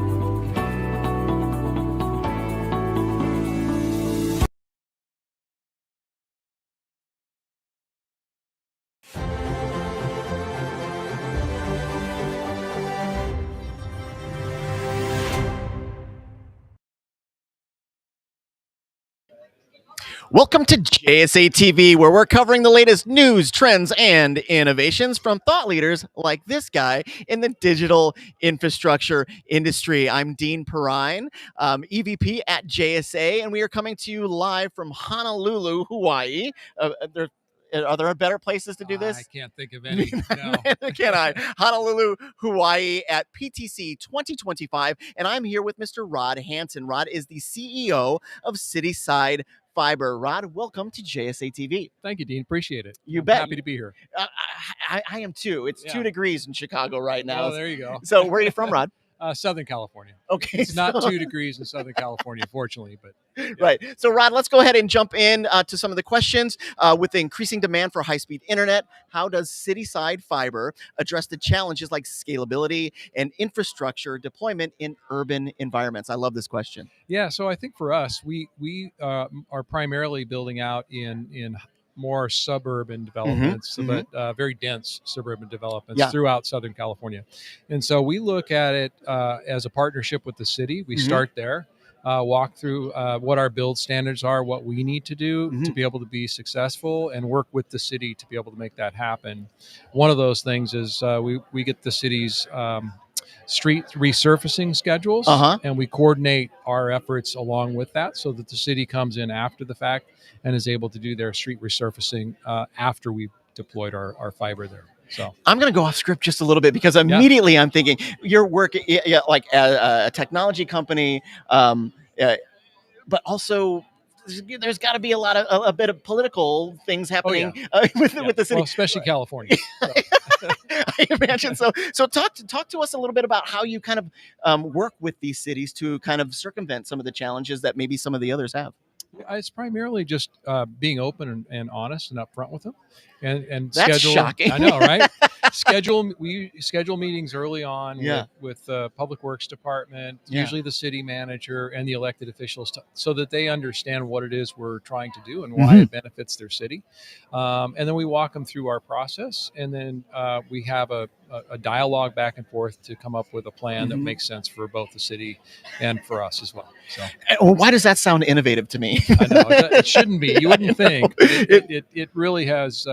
It's been a really positive step for us. It's allowed us to build in areas that would have been very difficult to build if we didn't do that. So. Outstanding, Rod. Thank you very much. Speaking of innovation, what innovative approaches is Cityside taking to balance rapid deployment with sustainable practices? Yeah, I think the sustainability when it comes to what we're doing, I think fiber in and of itself is a very sustainable product. In that it takes far less energy than other types of broadband, right? So anytime you're using copper wires and whatnot, there's a lot more electricity that goes into that. And so fiber by itself tends to be a much more efficient and sustainable technology. Outside of that, really, it's, again, working with the cities. State of California has quite a bit of regulation around they do. I know, environmental. And so obviously we have to abide by those things as well. So of course, and nobody escapes JSA TV without talking about AI. And we're gonna so let's talk about Cityside's play in AI. Yeah, I think we're kind of more the I would say the highway that really the super highway to be able to enable AI. So in order to be able to do a lot of these functions, it requires a lot of bandwidth, very low latency, and which is what fiber provides. Yeah, it's interesting. I think a lot of people forget that AI isn't this kind of mysterious thing that just kind of appears and tells you how to do things you might not have been able to do before, but rather there's an infinite number of piece parts that go into actually bringing AI to fruition. All of the great benefits that we talk about with regard to AI, they don't happen unless you happen. Right. Exactly. Yeah. Which is good because I don't know a whole lot about AI, but I know it's good for us. Yeah. No, Rod, I respect your sincerity a great deal, my friend. And thank you so much for being with us on JSA TV. All right. Thank you, Dean. You bet. And thank you, viewers, for watching JSA TV. Stay happy and healthy and stay connected and happy networking. We'll see you soon.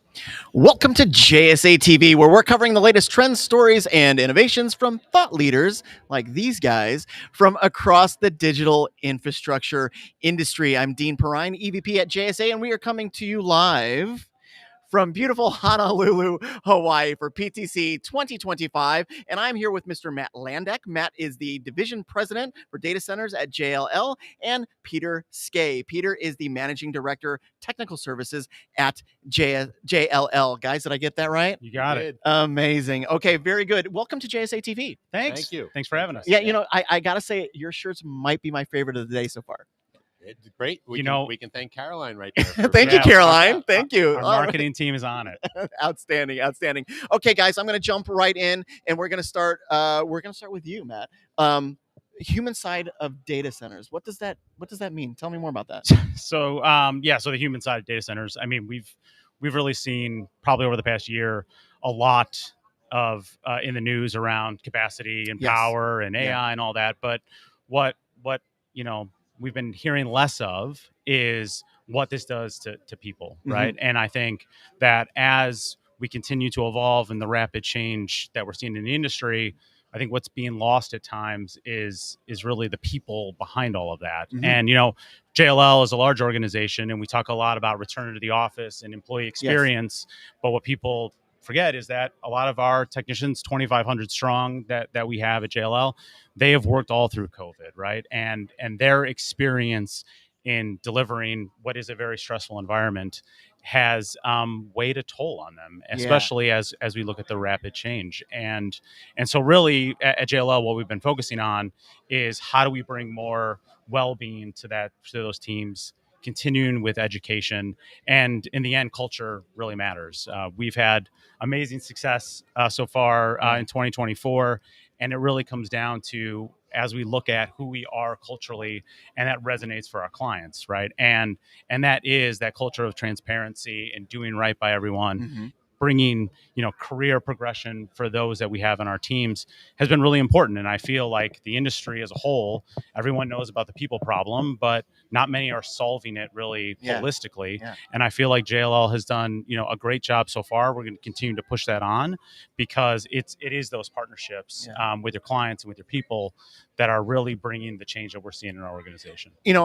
Matt, I started with that question instead of tell us about JLL first, because it was one of the more unique questions I'm going to get to ask today. And when we're talking about the networks, that does include people. The networks of people that make all of that happen are real things. It's a real infrastructure of human flesh that gets that stuff done. So I'm real glad that we started there. Yeah, absolutely. And I mean, I think our business, we're the business of machines, but in the end, we need the people behind that. Despite all the advances that we're going to see in AI and technology that are going to help us do it faster and better, there's still going to need to be those people behind the scenes. Matt, I love it. I love the question. Thanks, JSA team behind the scenes. Brilliant question. Now let's talk a little bit about JLL, a little bit more about JLL. Tell our audience a little bit more about JLL. Whoever wants to jump in. I'll go high level, and then maybe you can take, our very exciting acquisition. So like I said, 2,500 people strong globally. And really we pride ourselves full end to end for our clients. That's everything from our capital markets teams doing transactions, financing for some of these large portfolio buys. Additionally, we have a really large leasing team that can do everything from land acquisition, working with colos on, leasing up space. And then, what Peter and I spend most of our time is in our operations side, which is everything from facilities, project management, commissioning. So Peter, I don't know if you want to talk a little bit more about that. Sure. It's interesting, the question that you started with, because when I first met Matt, it only took about 5 minutes to realize, okay, this is the fit for what we want as Skay. And we were acquired last year by JLL. And primarily that was because JLL focused on the people. Yeah. People, the policies, the procedures, but they knew the people is what it started with, right? So what we do is provide technical solutions and services around the data center, everything from project management to advanced technical solutions. But we recognize that it's the people that are providing those services that ultimately lead to the success for the client, right? So, and again, our people are very technical, but work some hellacious hours. It's unbelievable what happens. This is called the 7x24 industry for a reason. It means it's 7x24. Yeah. And honestly, Peter, you're segueing better than I ever could myself, because the last name is Skay. And my next question is, in the spring of 2024, JLL acquired Skay Power Solutions. I gotta assume that's not coincidental. Yeah, I don't think so. No, not much of a coincidence, and I never really focused on the name, but the name did actually become a brand. Yeah. And the name is not me. It's the team of people. And what was exciting for me was when we met with JLL. JLL has been providing services around the data center forever. Yeah. It's been for over 25 years. Yeah. And people say, oh, the data center vertical is new. Yeah, sure. The concept of creating a vertical for the data center is new, but they have true subject matter expertise in data centers and everything from the leasing side to the operation side. And that was what was exciting for us, because we could become part of that and help them try to take that to a new level. Yeah, I like how you said they have been doing it forever, and then said 25 years. And our industry, 25 years is an eternity. It is forever. Yeah, it is. It is forever. And with the we've seen a lot of acquisitions, right, over the past few years, whether that's through companies, portfolios, assets. And when we went and met with Peter and his team, we have a lot of options from the M&A front. And Peter and his team, I mean, additionally, 25, 30-year clients at the end, in a time of, a commoditized business of a lot of changing hands of service providers. It's how that they lead their teams and their engagements with their clients that ultimately led to a perfect fit for us to come together.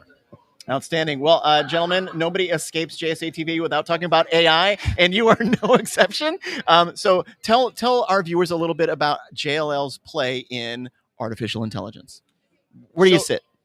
Where do we sit? We're helping our clients solve problems around AI. The biggest problem around AI is capacity. It's power. How much power the servers are demanding. And JLL has a unique ability to actually help clients find the land, then develop the land, build it, test it, commission it, and then operate it. It's something that's brand new, but we actually have a real strong skill set in putting together the entire process. I love it.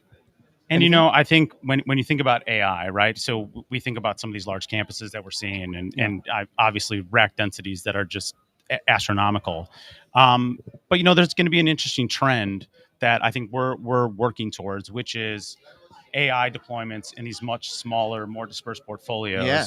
And so probably more to come in 2025 as we continue to evolve that. But the demand for AI really spans everything from your major campuses all the way down to 1 megawatt that they want to deploy. So our teams are working, to Peter's point, diligently with a lot of customers trying to navigate what is an ever-changing AI requirement that I think we're going to learn more in 25 as we sort of move on. It truly does feel like AI as an application, us in the biz, like we know this is a freight train and it ain't stopping anytime soon. But it does feel like it's a bit in infancy, right? Absolutely, and what I think about like predictions as we move along. I mean, looking at AI and what that looks like from companies' ability to monetize that, I think we're not there yet, right? We have not seen where this is going to be commercially viable. Obviously, there's a lot of organizations that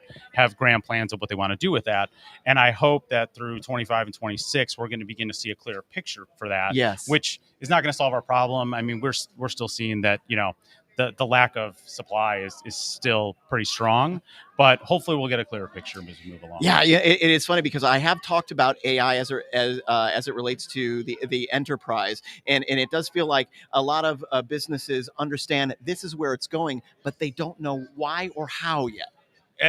Very much so, and we have a large base of enterprise clients, and at the same time, while they're trying to figure out how this is going to apply to whether they're a financial institution, et cetera. The other piece is they're being boxed out, right? They're looking for these leases that have much smaller requirements. And so it'll be interesting to see what decisions our enterprise clients are going to make, whether that's, they're going to go back on-prem to do AI deployments or whether organizations are going to step up to offer, smaller chunks within their broader campuses. So we'll see. It'll be interesting. And I'd like to just add as well that we're seeing a whole new series of challenges that we're learning as we go. I mean, that's the reality of it. Yeah. So where power and uninterruptible power and redundancy in your power systems was always the driving fact in data centers, we have to think that way in terms of cooling now, because we're going to such high densities per rack. Yes. If we lose water supply at 100 kW a rack, you're talking about servers that will melt. Yeah. Right. So things have to be done differently, and nobody can say they're doing it from experience, because this is all new. Yeah. I think it strikes me sometimes as a little funny when we talk about like water cooled equipment, right? Because we spend a lot of time talking about, for the last several decades, making sure water doesn't get into the data center, and now we're saying let's bring water into the data center so we can cool this stuff off. We're going full circle back to where mainframes used to be in the 1980s, when they actually brought water into the server. Yeah. People are gonna be like, I wish we could get a hurricane in here right now because things are overheating.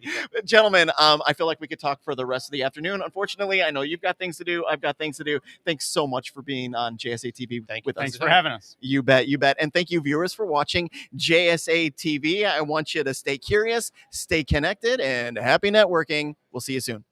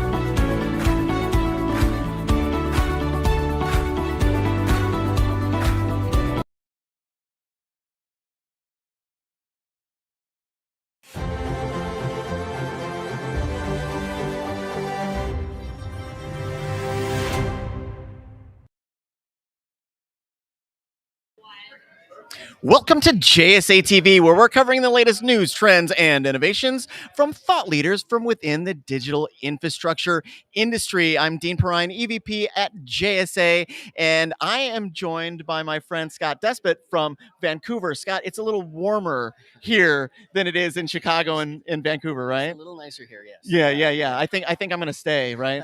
But anyway, we're coming to you live right now from Honolulu, Hawaii for PTC 2025. And as I said, I'm here with my friend Scott Despot. Scott is the Director of Business Development at Spencer Building Carrier Hotel. That was a mouthful for me. It is a mouthful for me. But Scott, how are things at Spencer Building? Things are good. Yeah, things are progressing right along, and we're on track with our objectives, and we're getting really good reception in the marketplace. Things are good. Well, good things for good people, and everyone that I have met from your organization has been stand up person. But I understand you've got some new news or something big kind of happening. You know what? It's new news that's been in the works for like 2 years. Yeah. It's new to us, not so new to you. So we've opened up 2 new data halls. Actually, one data hall in the next 6 months. We've got 2.5 megawatts coming online, which is right downtown Vancouver. So big addition to the marketplace, big addition to our facility. Yeah. It's a powered shell model where we can have a tenant come in and start co-building with us tomorrow. Mm-hmm. So it's ready to go, and we'll have another 2.5 megawatts in phase 2 of that by the middle of next year. So yeah, it's when I say it's 2 years coming and now we're there, it's happening, and it's exciting times. Yeah, everyone's jumping out of the plane right now. Yeah. Well, you know what I mean? People have been looking for a facility, and everyone is trying to build and get space and power available, and we're happy that we're now at that point where we're doing what we have said we were going to do for the last couple of years. Yeah. In addition to opening up our new Meet Me room and small co-location room last year about this time. Mm-hmm. That co-location room is like 95% sold out, and we've been says a little something, doesn't it? Yeah, it's been great. Yeah. So let's talk a little bit about design. Obviously, there has been a sea change a bit over the last decade, and I would say that sea change accelerated, tremendously over the last 24 months or thereabouts. But let's talk about design and how your design is there to help meet the needs of what's happening tomorrow.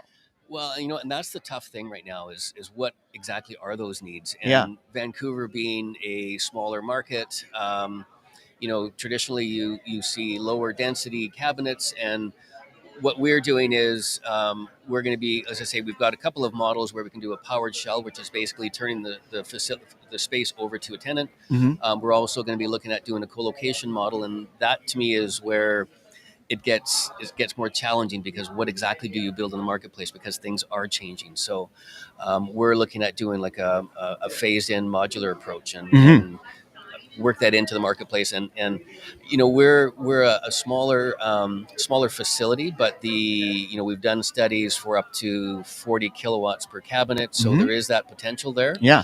And we're just we're having some great conversations with potential tenants and trying to get a read on exactly do we turn left, do we turn right. Yeah. It's interesting because beyond space and power, which space and power didn't used to be a differentiator. That kind of is changing, because if you've got space and you got power, people are like, okay, great, thank you. But beyond the space and power, because we know you have that, what makes the facility unique? What makes maybe Vancouver the place where the need exists? Yeah.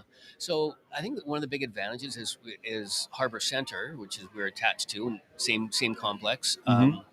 Has been in business for 25 years. So 25 years of network has been built into that facility. Which is an eternity in our industry. That's right. And we have all the major Canadian carriers there. Some U.S. carriers are located there. So the building is the right mature interconnection. Right, yeah. And with building into the new space, everything is connected to existing carriers. And then Vancouver itself, we're on the West Coast. We're close to the Asia Pacific marketplace, and that's a big draw. I mean, some of the meetings that we've had at this conference have been with. This is the right conference for you, right? Exactly. Yeah. And so, strategically, Vancouver is located very well, and Spencer Building is, I think, located perfectly in right downtown Vancouver in the business area of the city, and it's it's well connected to carriers and the infrastructure. Yeah, Scott. So big things, giant things happening happening for you. 2025. What are you most excited about? Oh, 2025. Honestly, it's getting the first tenant moved in. This is all real now. Yeah, it's all real, and just showing people that and investors and ownership that, hey, this is what we've been talking about, and here it is. And we're pretty confident, and pretty excited about bringing that to the table, and yeah, it's going to be exciting times. Excellent, Scott. Always a pleasure meeting with you. I'm sure we'll see one another soon. I'm glad I could be the first, see you at the first PTC that you've been to. So that's always great. Yeah. They're just like, just stay in Chicago. It's perfect for you. But no, thanks. It's great to see you as well. I'm sure I'll see you again. And thanks for joining us on JSA TV. Thanks for having me. Thanks, Dean. You bet. And thank you, viewers, for watching JSA TV. Stay curious, stay connected, and happy networking. We'll see you soon.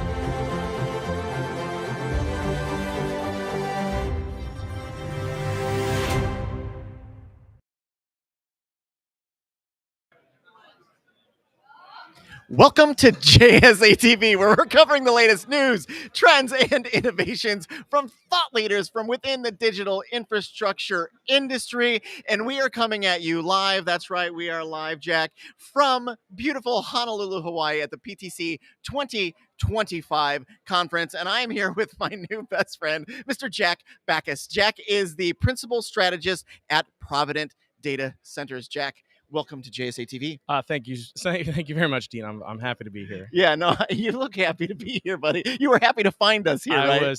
I was literally sprinting to get here. Jack's getting his steps in today. I got my steps in for the week. Yeah. No, I believe it. And thanks for paying homage to our producer Courtney behind the camera right away. No, this is beautiful. Okay, so Jack, now that you're here, now that you found us and we're cooling off a little bit, your favorite part about PTC 2025 to this point, and I know we're just getting started. What's any panels, anything in particular that you're really happy you attended? Yeah, I mean PTC has fantastic speakers, panels, but really, I mean Provident is here because we've got a land pipeline of 3.8 gigawatts of powered land. It's one of the larger land pipelines in the country. We just announced our 500 megawatt data center in DFW area for phase one of what will be a much larger project. And we're open for business at PTC. I mean, it's like I told my wife, I'm working real hard out here. You look like you're working real hard, buddy. Yeah. No, it's awesome. So something a little near and dear to my heart as the principal strategist at JSA, you are the principal strategist at Provident. So as a strategist, as somebody, as people who are paid quite literally to have kind of our fingers on the pulse of what's happening, and to have going forward strategies based on what those trends are.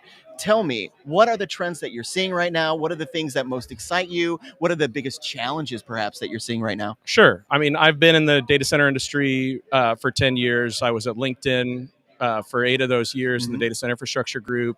Provident's been open for business, doing commercial real estate development across all platforms for 40 years. We have $8 billion in development experience.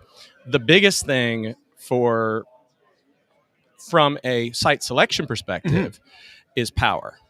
And I think every company that is looking to do a data center in 2025 and on to 2030 is going to be looking at power and the power requirements. And then I think where it becomes difficult is then negotiating what you want to do aspirationally. You want to go build a gigawatt campus. Okay, great. Well, that's going to go in next door to somebody. That's going to be somebody's neighbor. And so what we are very, very good at is going into communities, listening to them, having those relationships and building really toward relationships that are going to be good for the community. Yeah. There's a lot that we are going to be doing in 2025 into 2026 around workforce development. We've been talking to iMasons about their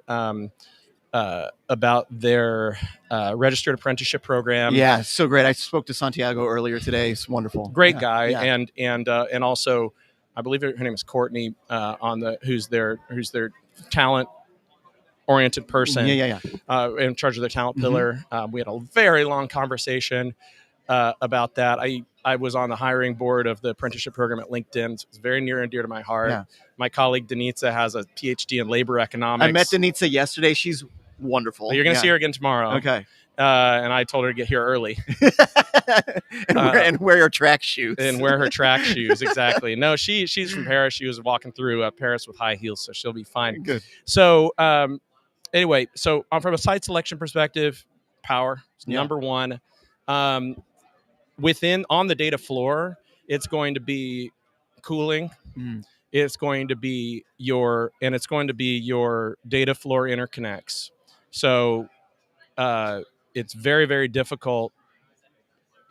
Basically, AI data centers are not resilient to data loss. Right. So if you send traffic from rack A to rack B and it goes through bad fiber optic cable, you're going to lose your traffic. And then you actually have to go back to your previous checkpoint, which was 30 minutes prior, for the entire data center. Jack, you're the first person to mention this and all the interviews so far, and this is such an important point. Well, I'm a data center designer and software engineer by trade, Yeah. and I think that's what really sets Provident apart, is that we're land, but really our focus is on we are going to be on the upcoming board members of the Texas Nuclear Alliance. I'm sponsoring research at SMU on advanced power systems for data centers. This is, you asked what I'm doing from a strategy perspective, and it's really trying to push the industry forward. But starting it's like, we're land guys. We don't have to do that. Yeah. But we want to be really the data center industry focused land group, who understands it from busway to chip and beyond. So that's our goal. That is the one thing that became immediately obvious to me, that it is more than just land. It is more than just procuring a place, but rather making sure that those communities are aware of the benefits associated with what's about to happen in that place, and all of the things, and to make sure that all of the other stakeholders who will be operating within that place understand exactly what's going on as well. So I'm going to give you a roundabout analogy. You walk into a Home Depot. Yeah. You go to they have a whole aisle with bolts and nuts and washers, and they're all very, very organized. And you can buy a kit that's got 1,000 bolts and nuts and washers of various sizes, and they're all organized. And you're going to pay maybe $50 for that kit. Now, let's say somebody came to you and they had this kit, it's all organized, and then alternatively, they had a bag that was just full of bolts and nuts and washers of various sizes, exactly the same, maybe twice as many. Yeah. Right? But not organized. You're going to pay somebody to take away that bag. Yeah. But the kit that's got all the organization is something that's valuable. Yeah. So land is the same way. Land never changes. That piece of dirt has a particular latitude and longitude, always the same. Where a group like us comes in is we're selling you the kit that has everything organized. My dad started a company. He likes to say he puts a bow on it. We put a bow on it. And because we have 40 years of land development experience, we can be a partner. We can work with up and down the value chain. Powerhouse is a partner of ours. We've partner of ours too. Yeah, That's awesome. I know that. Yeah. But we've been with Aligned, Equinix, many some names people have heard of. Names that you've heard of, and they work with us because it's no drama working with Provident. Yeah. You know what you're getting, and you're getting a lot of value. Yeah, no, I love it. So let's get out our crystal balls. As a strategist, where are we going with regard to high density computing and AI and GPU compute? Where's this all going? Well, in November, the head of the National Security Council said AI is a strategic priority for the United States. Yeah. And AI is really, it's an incremental use of power.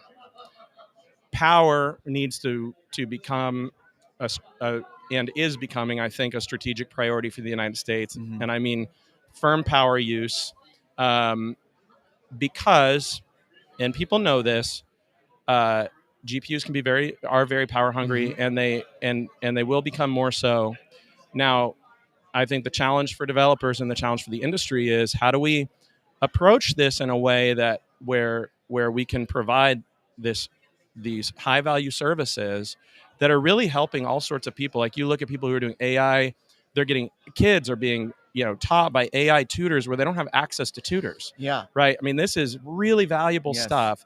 And then it also creates an accessible job pathway for communities, and provides a nice tax base for communities without really using services. But there are demands that come from a data center, and the biggest ones, if sustainability isn't a goal, will be around water. There's concerns about noise. There's concerns about pollution. So these are all the things that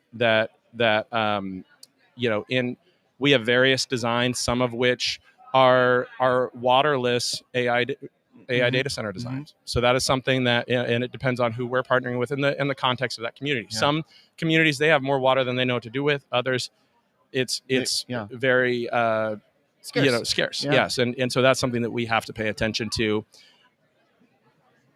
I think that we are just going to start seeing the impact that that AI has. Inference is going to become a big thing. What Provident has tried to do is stay really close to the major markets or maybe secondary markets. We don't go into remote locations because we've been through a lot of real estate cycles, and we want to make sure that we're providing the best possible product to the end customer at the end of the day. Yeah. Jack, always a pleasure, man. Thank you for running through parking garages and getting here. Literally, it was like that old, it was like a Hertz commercial, right? With O.J. Simpson in it. Yeah, I do remember that. He was hurtling. He was hurtling. I mean, that shows my age, right? Yeah, well, I'm right there with you. I know exactly what you're talking about. But I remember that. I think it was a Super Bowl commercial. From like 1992 or something. Yeah. Well, it was very much a pleasure. Love to chat more with you anytime at the conference. We'll all be here through Thursday. Anyone who'd like to meet with us, you can find us on the PTC app. I've got a lot of openings in my calendar. Well, fewer and fewer. Yeah. But especially Wednesday afternoon for for anyone who, if anyone's listening, to hear more about our portfolio. Outstanding, Jack. Thanks for being here. All right. Okay. Appreciate it. Thank you, viewers, for watching JSA TV. Stay curious, stay connected, and happy networking. We'll see you soon. Back at you, Courtney.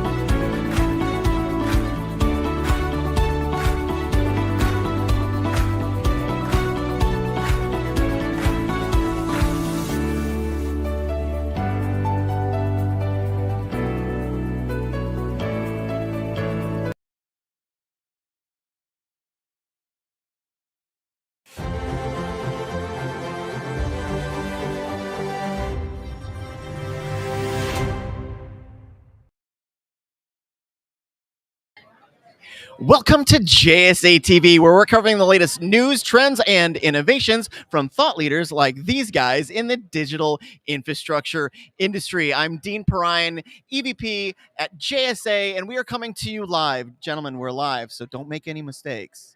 Okay, got it. We're coming at you live from Honolulu, Hawaii, PTC 2025. And to my right, I have Mr. Seth Davis. Seth is the Director of Engineering for the Data Center Innovations at McKinstry. And I have Thomas Tellefson. Thomas is the SVP of Data Center Innovation at McKinstry. Gentlemen, welcome to JSA TV. Thanks for the opportunity. Yeah, thanks for having us. Super excited for this conversation. Me too. Thank you. Thank you for saying that. Yeah. Very few people say I'm real excited to see anything. It's genuine too. It's genuine excitement. I appreciate that. So, okay, Seth, I believe this first question is for you. Yeah.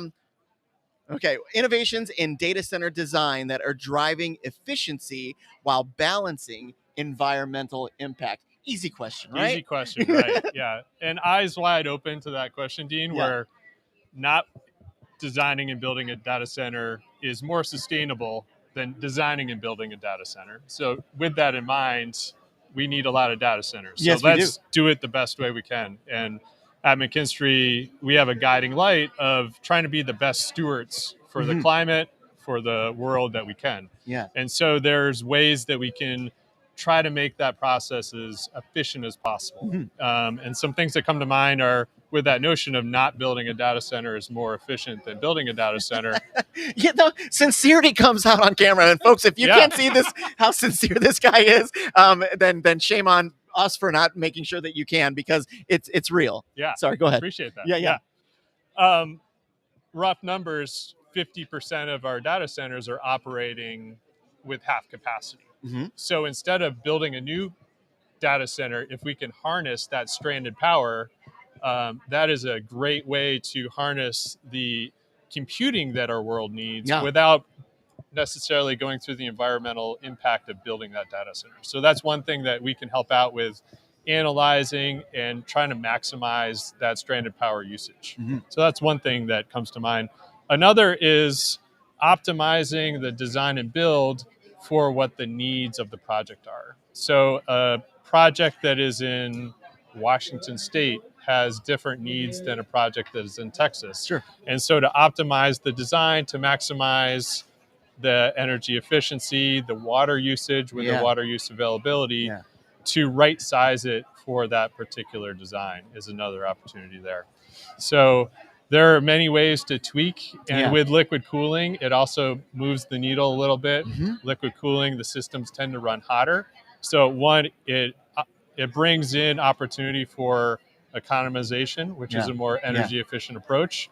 And it also maximizes the opportunity for heat reuse. And that is a very untapped opportunity in our market, is to be able to use all this heat that these data centers are generating with the need of a commercial and residential industry that need a lot of heat and are trying to decarbonize and electrify.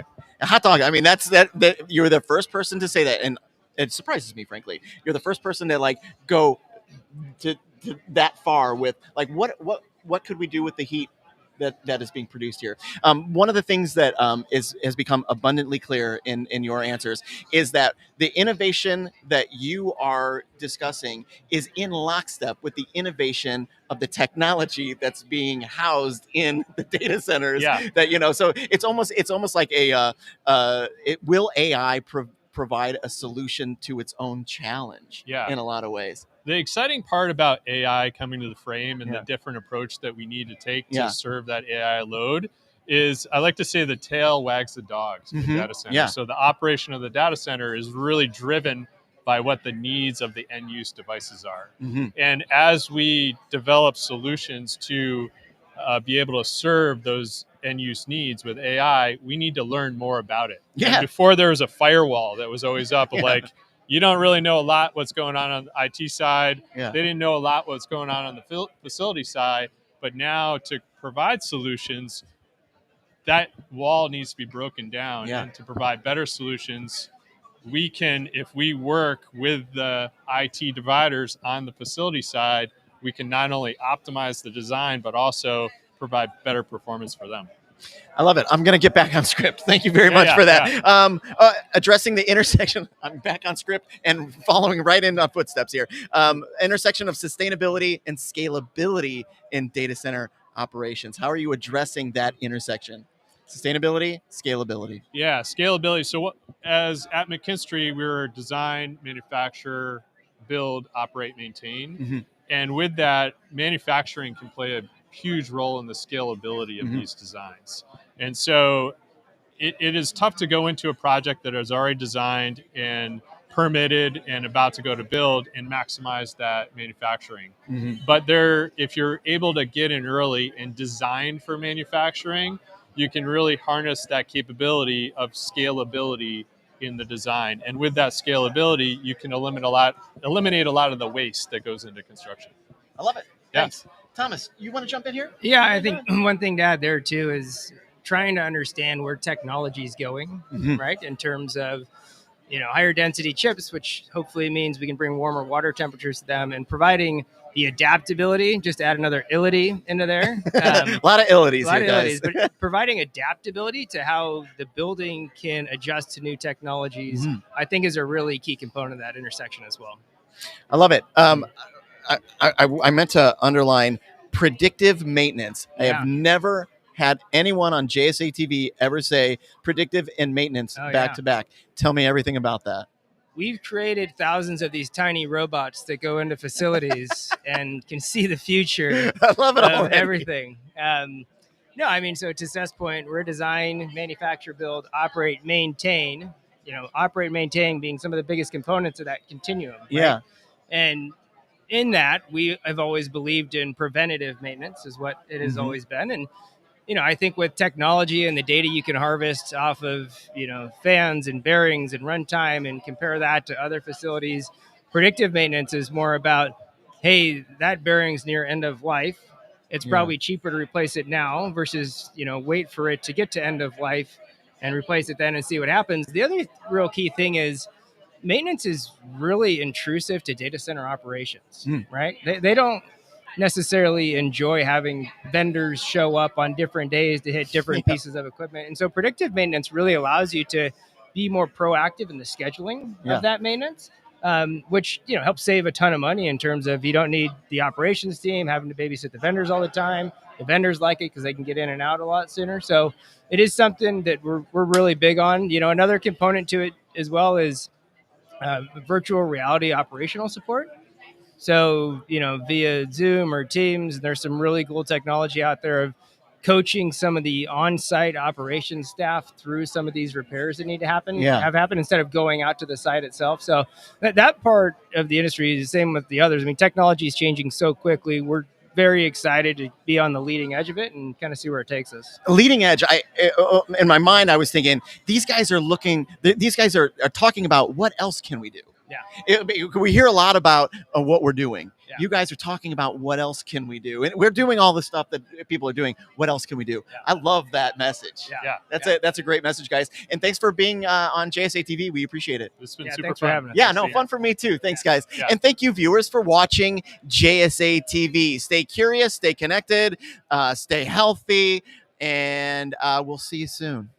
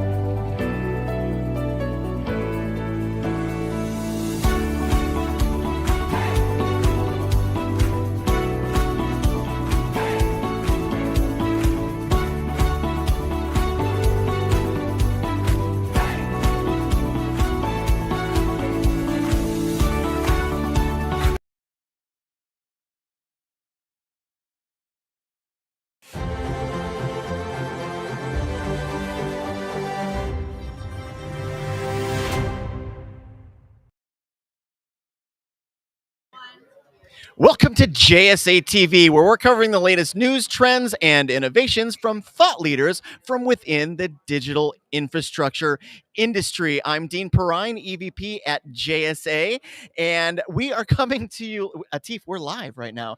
We are live in Honolulu, Hawaii at PTC 2025. And as I just said, to my right is Mr. Antif Ansar. Antif is the executive chairman and co-founder of Foresight.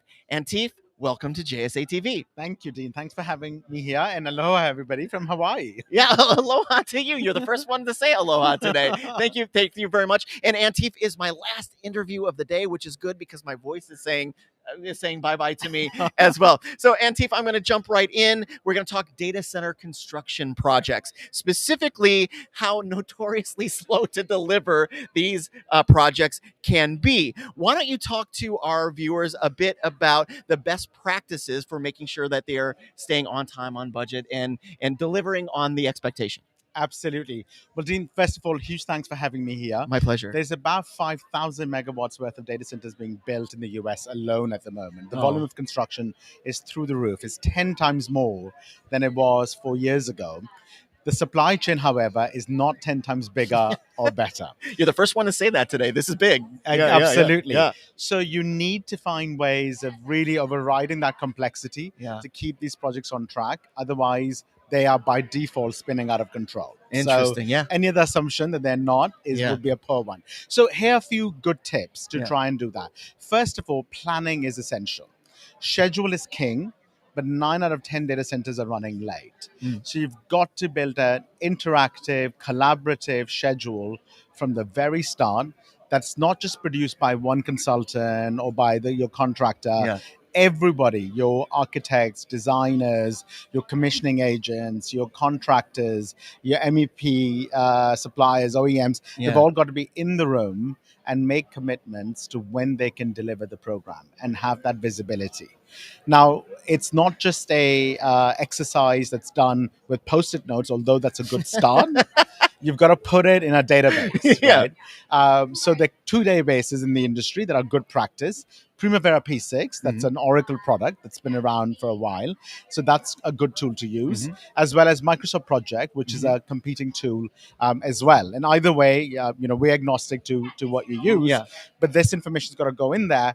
Then take that data and use AI tools like Foresight and combine them with historical data. So we've got one of the largest libraries of data center construction timelines, not just the baselines, but the as-builds. And there's a lot of variances, and all the variances point to delay. So you've got to incorporate that right up front. And that's one of the good practices is once you've established that collaboration is to then establish accountability among the parties so they can make those mutual commitments and adhere to them. A third thing I would say is that don't leave this to chance. And executives in data center industry are extremely busy right now. Almost all the C-level people are busy raising money because they've got very robust pipelines of building new data centers. So that means they're externally oriented and leaving the project management to internal teams and to third parties. That doesn't work. You need to have more governance in place. And the model we like to propose is called a 3 lines model by the IIA. And the basic idea is the first line is your project team doing daily updates. The second line is people typically based in headquarters that are not on site looking on a weekly or monthly basis.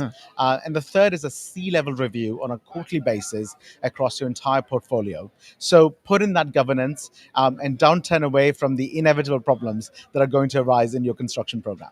Yeah, no, that's fantastic. I feel like everything that you've just said, we could spend the next week discussing just those things. The other thing that you mentioned that it hadn't really occurred to me, because I was talking to my team back in the office about the sheer amount of investment in data centers just in the US alone in the first 2 or 3 weeks of 2025. And when you mentioned the supply chain and the chip manufacturers, I'm like, they're probably going, oh no, now what are we going to do? And what you're saying is that calm down. We've got a solution. We've got a solution for some of this. But you also mentioned AI, and it's good because I was going to mention at some point during this conversation, you can't leave JSA TV without talking about AI. But how is it that you are using AI specifically to help your customers? Absolutely. So look, because data center programs are so complex, somebody building a couple hundred megawatts, that's, a huge investment running to the billions of dollars.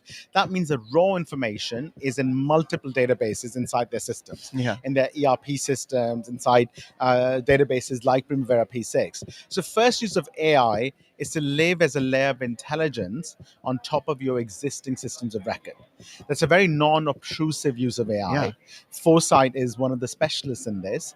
So your teams are carrying on collecting the data that they are collecting anyway, but use AI as a layer of intelligence on top to make sense of that morass of data you're collecting, which just living there on its own is only increasing the complexity, not helping you with it. To summarize that visibility is key. So what you can't measure, you can't manage.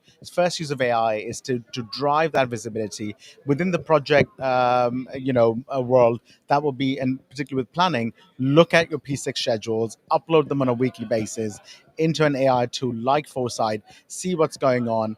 If the plan is constantly changing, that's already a red flag. So, if people are constantly changing their mind and do that both at the C level as well as the project level, the P level. Yeah. So we're really big on this, creating this alignment between the project teams as well as the COOs, who are the typical, or CROs, because the chief revenue officer are ultimately making those commitments. So first use of AI is drive visibility. Second is stress test your data against historical benchmarks, because any AI is built on historical data. So you've got a wealth of past projects to systematically learn from.